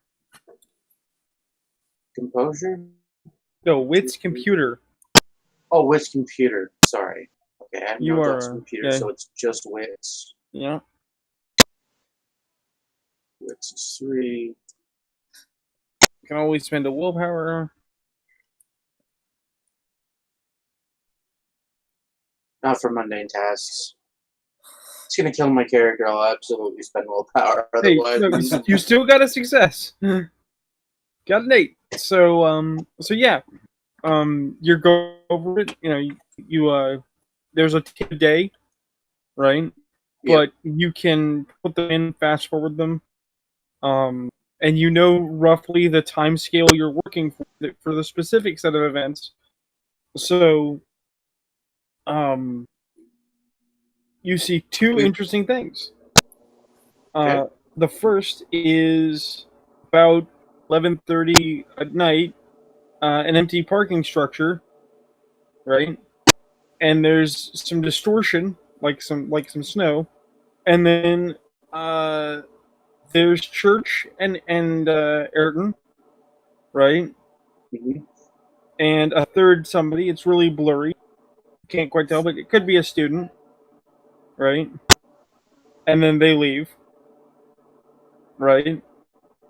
And then there is about, say, 7 hours of blank footage before it looks like a janitor comes in, right? Wait, blank footage that it just goes dead? No. Footage as in nothing occurs. Mm-hmm. Okay. And as this janitor comes in, there's a serious distortion.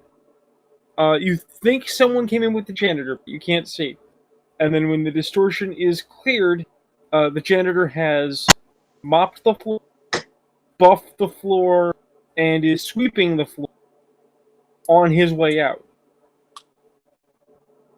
Behavior. Like, the parking structure is spick and span. How often do we typically clean the parking garage in such a grandiose fashion? Oh, like once a year, and not during open hours? Right, that's atypical behavior. I pointed out to Ayrton. Oh. Yeah. Is there a way we can make this tape not accessible to other people, Einbreck? Or as the voice in Ayrton's head. Or is there a way we can identify this janitor? That seems kind of important. Yeah. I mean, yes, we can technically remove the footage, but that's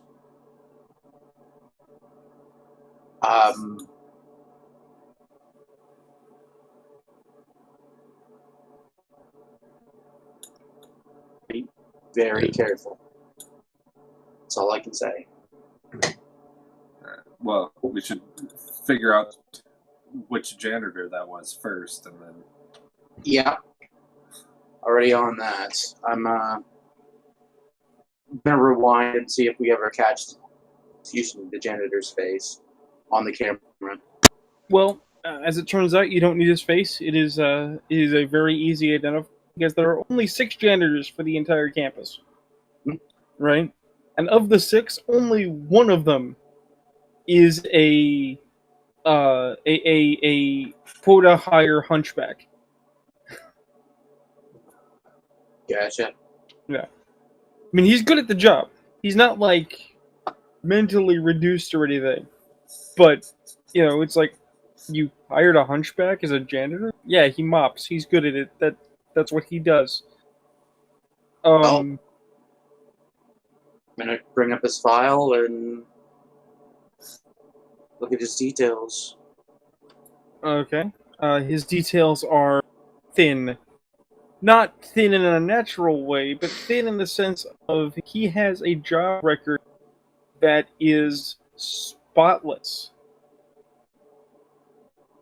He's a average person of simple means, of limited opportunities, who was given a chance to work for a school because they have to hire a certain number of disabled special needs people, right?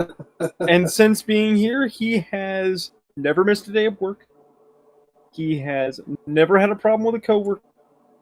He has never been late. He has never been on a report It's for a model anything. employee. Wait, when was he hired? He was hired when the school. So he's been here like almost a decade and a half, maybe. Oh, okay. Okay, so I'd be quite familiar with him then. Oh yeah, he is. He's. Here's the thing. He's not super, but in conversation, he presents himself very much as the "I don't speak full English, I just do job" kind of guy. A little bit Borat. But again, it's like, do the students think he's a greasy, creepy janitor? Yeah. Does he get in trouble with the students? No. He is so timely and so precise, he disappears into the background of things. He's often on camera working while other people are doing stuff. Like if there's a school fight, you might find him on camera mopping the back, and just he was present for the fight. Did anyone ever ask him what he saw? No. Did he ever offer? No. Was he there? Yeah.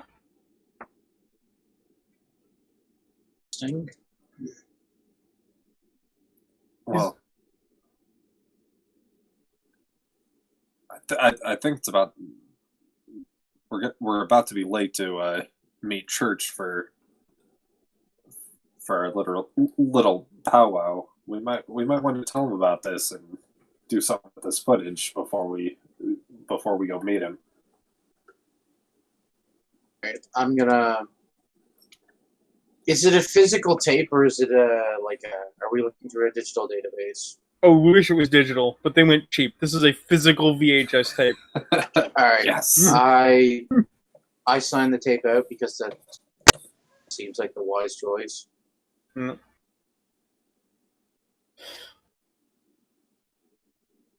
And then That way, if anyone comes looking. Well, you're on the way to lunch. Okay. Do you bring a lunch when you go to campus, or do you get the campus swill, which is not actually that bad? It's just that anytime you work at a place, you think of the food that's provided as swill. I definitely get the swill. Okay. So you're on your way to get the swill. Give me a perception check. Wits composure.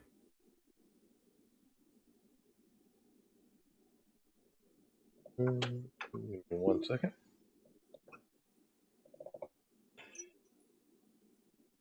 And be 5.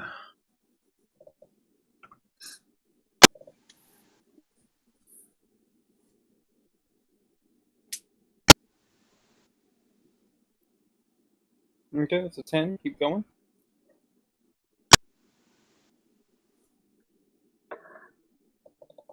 Okay. So we've talked about the library tower. We know that there's a neo construction. We haven't actually talked about the layout of the school.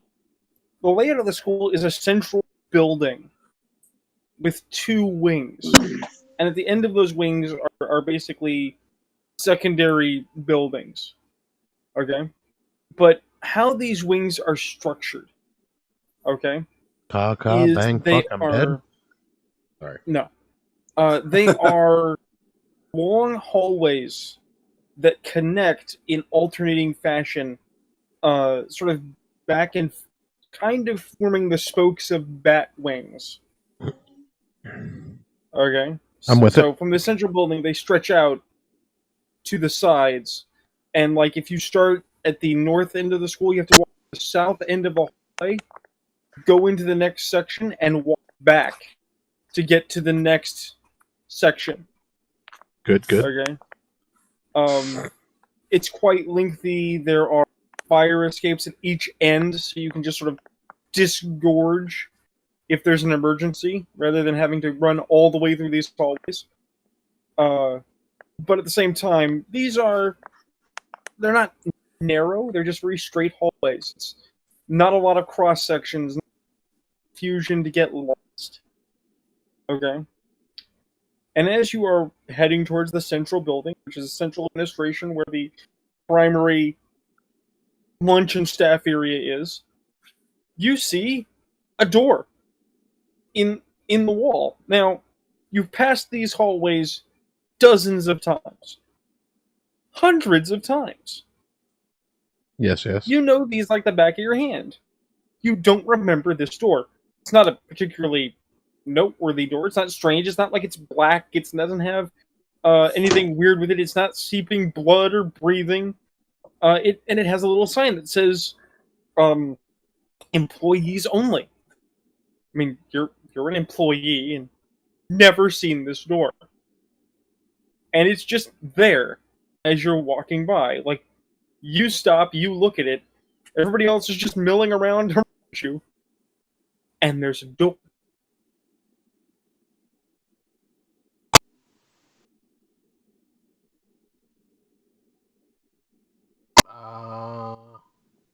Is there anybody else that can see this particular door? Do you want to grab somebody and ask them, can you see that door? Not really.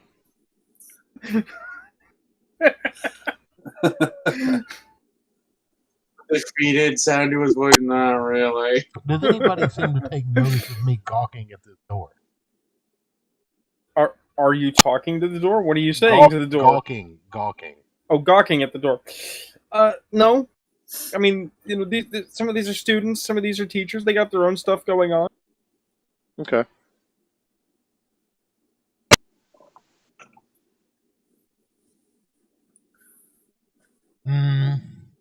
I'm just fuck it. I'm just gonna try the door. Cool. It opens. You see what looks like a service hallway, really. A little dusty, little dark lit. You see a box at the corner. It goes down a bit as if it moves into the next block over. And there's a turnoff and there's light at the end.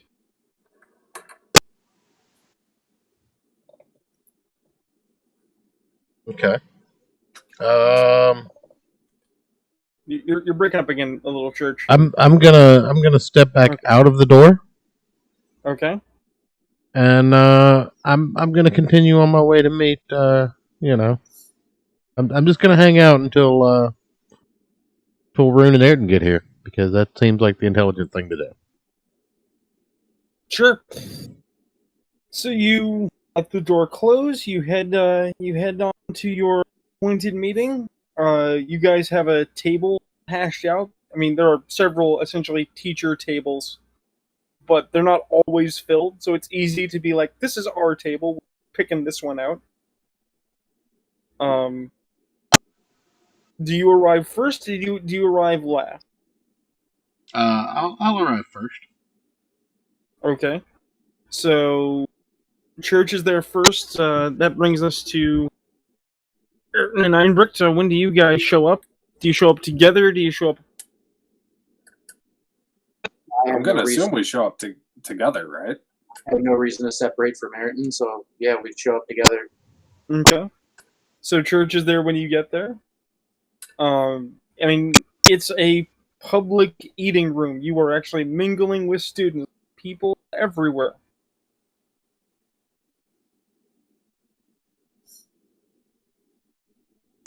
Matter of point, Ayrton, as you settle down at the church, you will spy that the new guidance counselor is in the room. He's sitting with other faculty, getting to know people, doing a bit of the meet and greet. They seem to be discussing his diet as he adds the benefits of high protein, low fat, because he's apparently eating like mostly meat. It'd be weird if it wasn't just like green hippy dippy enough for dude bros that like to work out.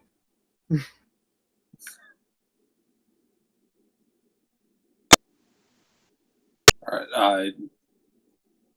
How secluded exactly is our table from everybody else? Well, I mean, most of the students don't want anything to do with you. It's not even that they don't like you. It's just, oh man, you don't want to be the kid that sits with the teachers. Okay. But I mean, it is theoretically possible that co-workers could wander on by, have a sit down, join the conversation. It's also entirely possible that that people are more focused on consuming their mass quantities and maybe double checking papers they have to correct than getting into your business. So you're shielded basically by being in public. We're gonna have a public conversation about things that maybe you don't want the public to hear. All right. See, Church, I told you I'd be here. Seems good.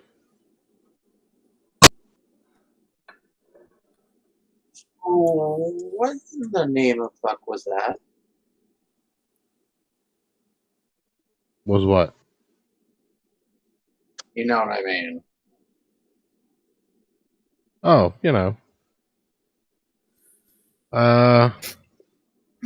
You were there.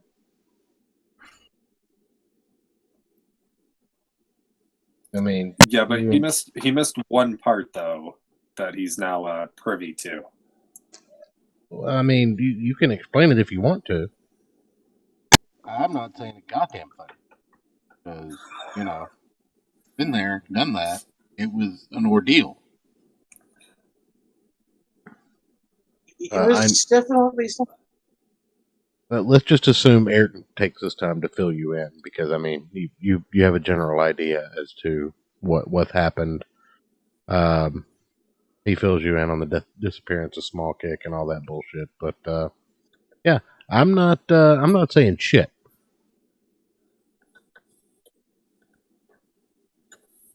All right, I got a little bit of information for the two of you. First off, have either of you ever heard the name Kingmakers before? Kingmaker, as in what they called politicians of the Arthurian age. Small point of order. The term was King Slayers, but I mean, close enough. Oddly enough, the people that kill kings often make them too. So yeah. I mean, I know the context, but I've never heard the actual name. If you guys want to rack your brains, you can make a int resolve, which is the weirdest World of Darkness for remembering things. I'll go for it. Willpower into if it. You I'm have all full up. If you have status in the police, you can apply that as a bonus, or if you have police contacts. Well, technically, we all have police contacts out of Einbrecht. Well, I mean, yeah, but Einbrecht's the one with them on his sheet, I believe. So I got 4, and then I'm sorry, where are we looking for the number? Would that be 8? Resolve intelligence resolve. Yeah. Intelligence resolve. Oh. Yeah, intelligence resolve. That's 4 dots for me. So if I burned a willpower, how many dice is that? Oh, that's +3.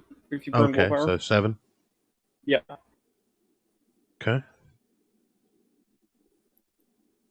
Hey, you got a 10. Keep going.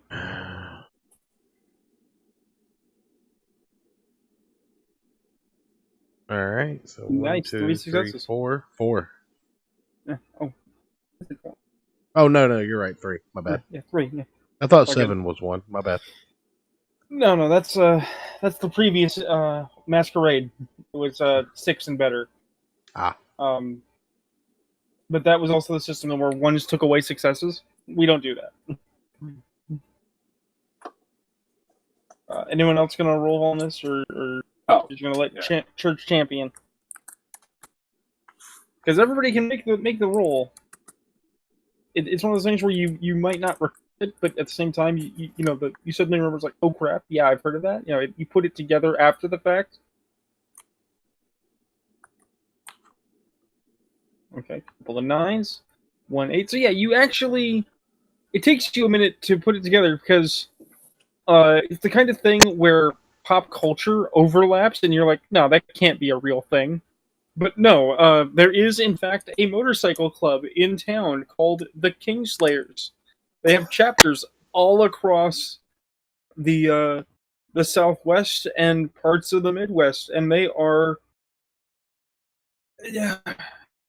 as violent as other motorcycle clubs. Nobody really knows if they're into any of the illicit stuff that 1%ers are into, right?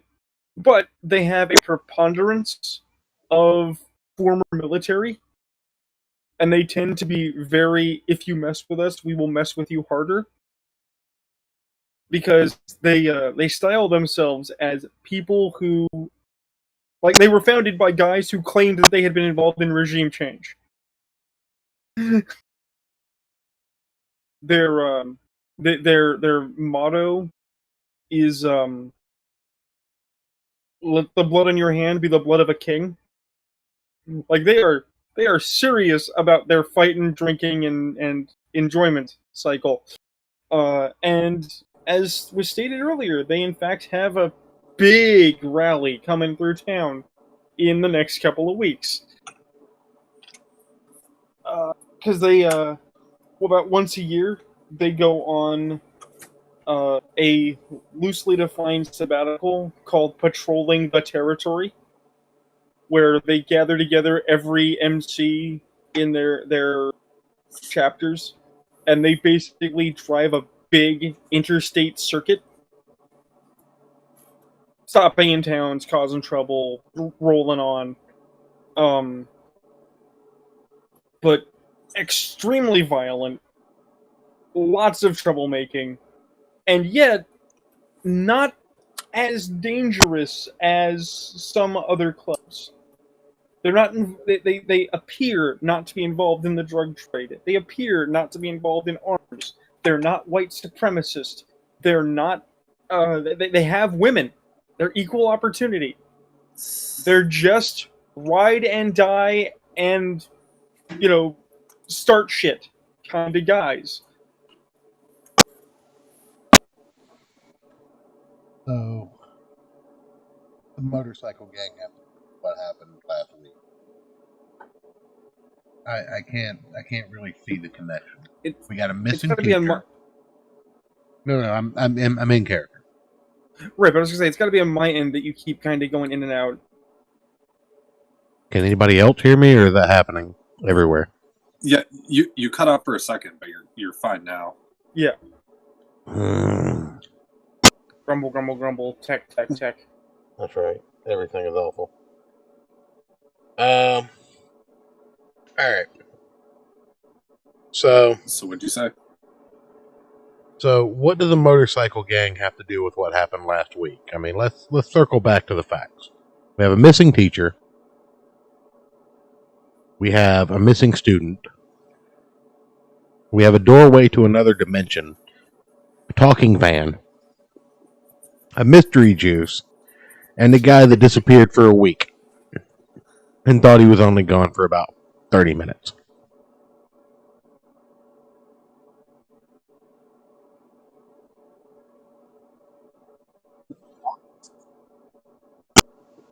I'm waiting, ladies. I don't know. Should we maybe go? Look, do you need to go investigate do this a around? line? Come on, I'm not understanding what a motorcycle gang has to do with any of this. Why was the name brought up again? I may have been threatened by someone who alleges to have placed a bomb in my neck. You said you weren't supposed to affiliate or speak with anybody called the Kingmakers or the Kingslayers or whatever the fuck, right?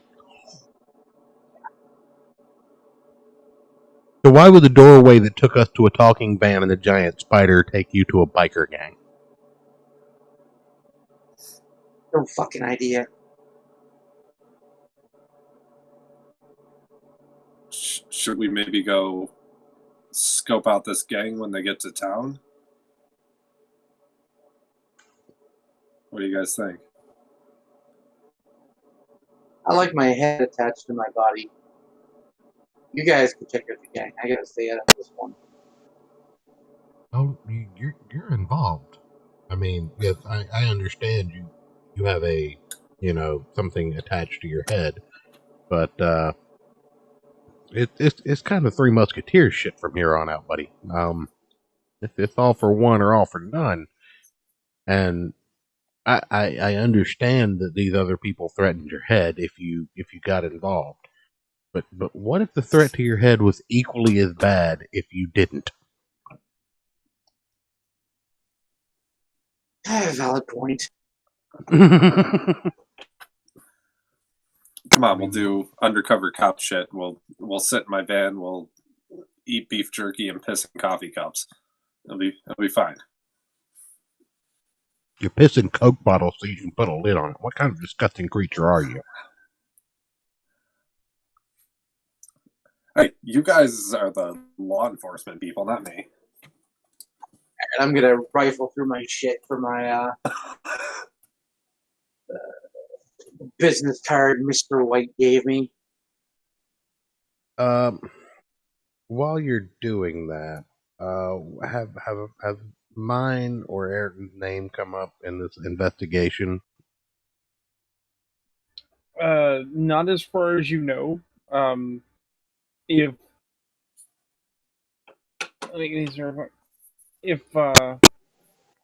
Einbrecht wants to use his contacts to try and dig into it, he might. You have to put him on the phone for a few.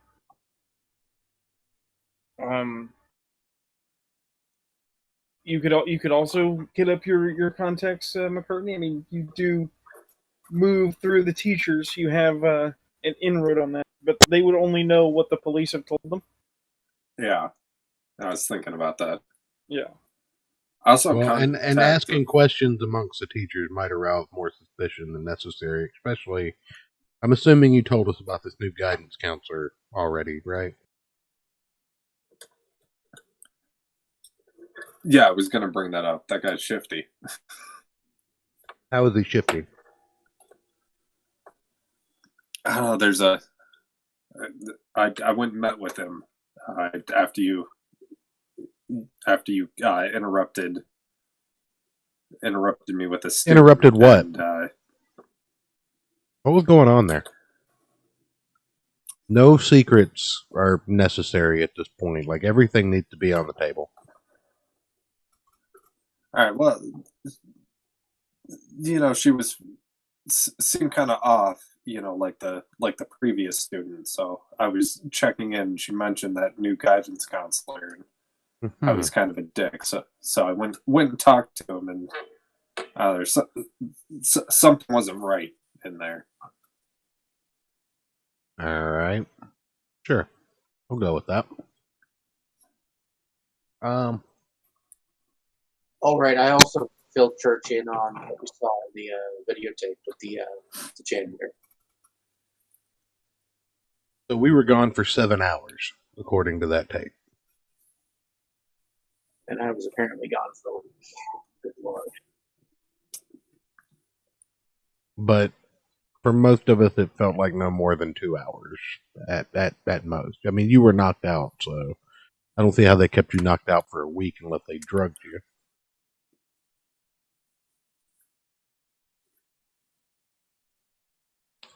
We've all been there. Nah. Well, so there's a biker gang that's coming into town that has a similar. Are you sure these guys were human?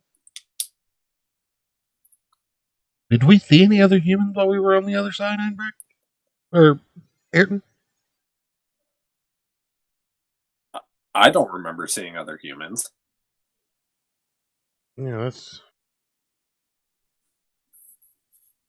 How long do we have before they come into? How long do we have before they came into town? The biker gang, I mean. You have probably a week, between a week to a week and a half, at most a fortnight.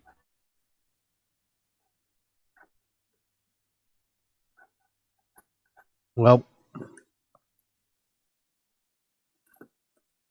I mean, you know they have a chapter house in town, so there are already guys here. They're just not here. I have a terrible idea, but we should do it. Okay. You still got that bottle, Ayrton? Yeah. All right. Let's say we meet back here tomorrow,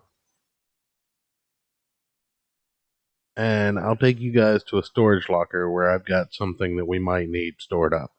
We need some questions answered, and I think I might know somebody that has some answers.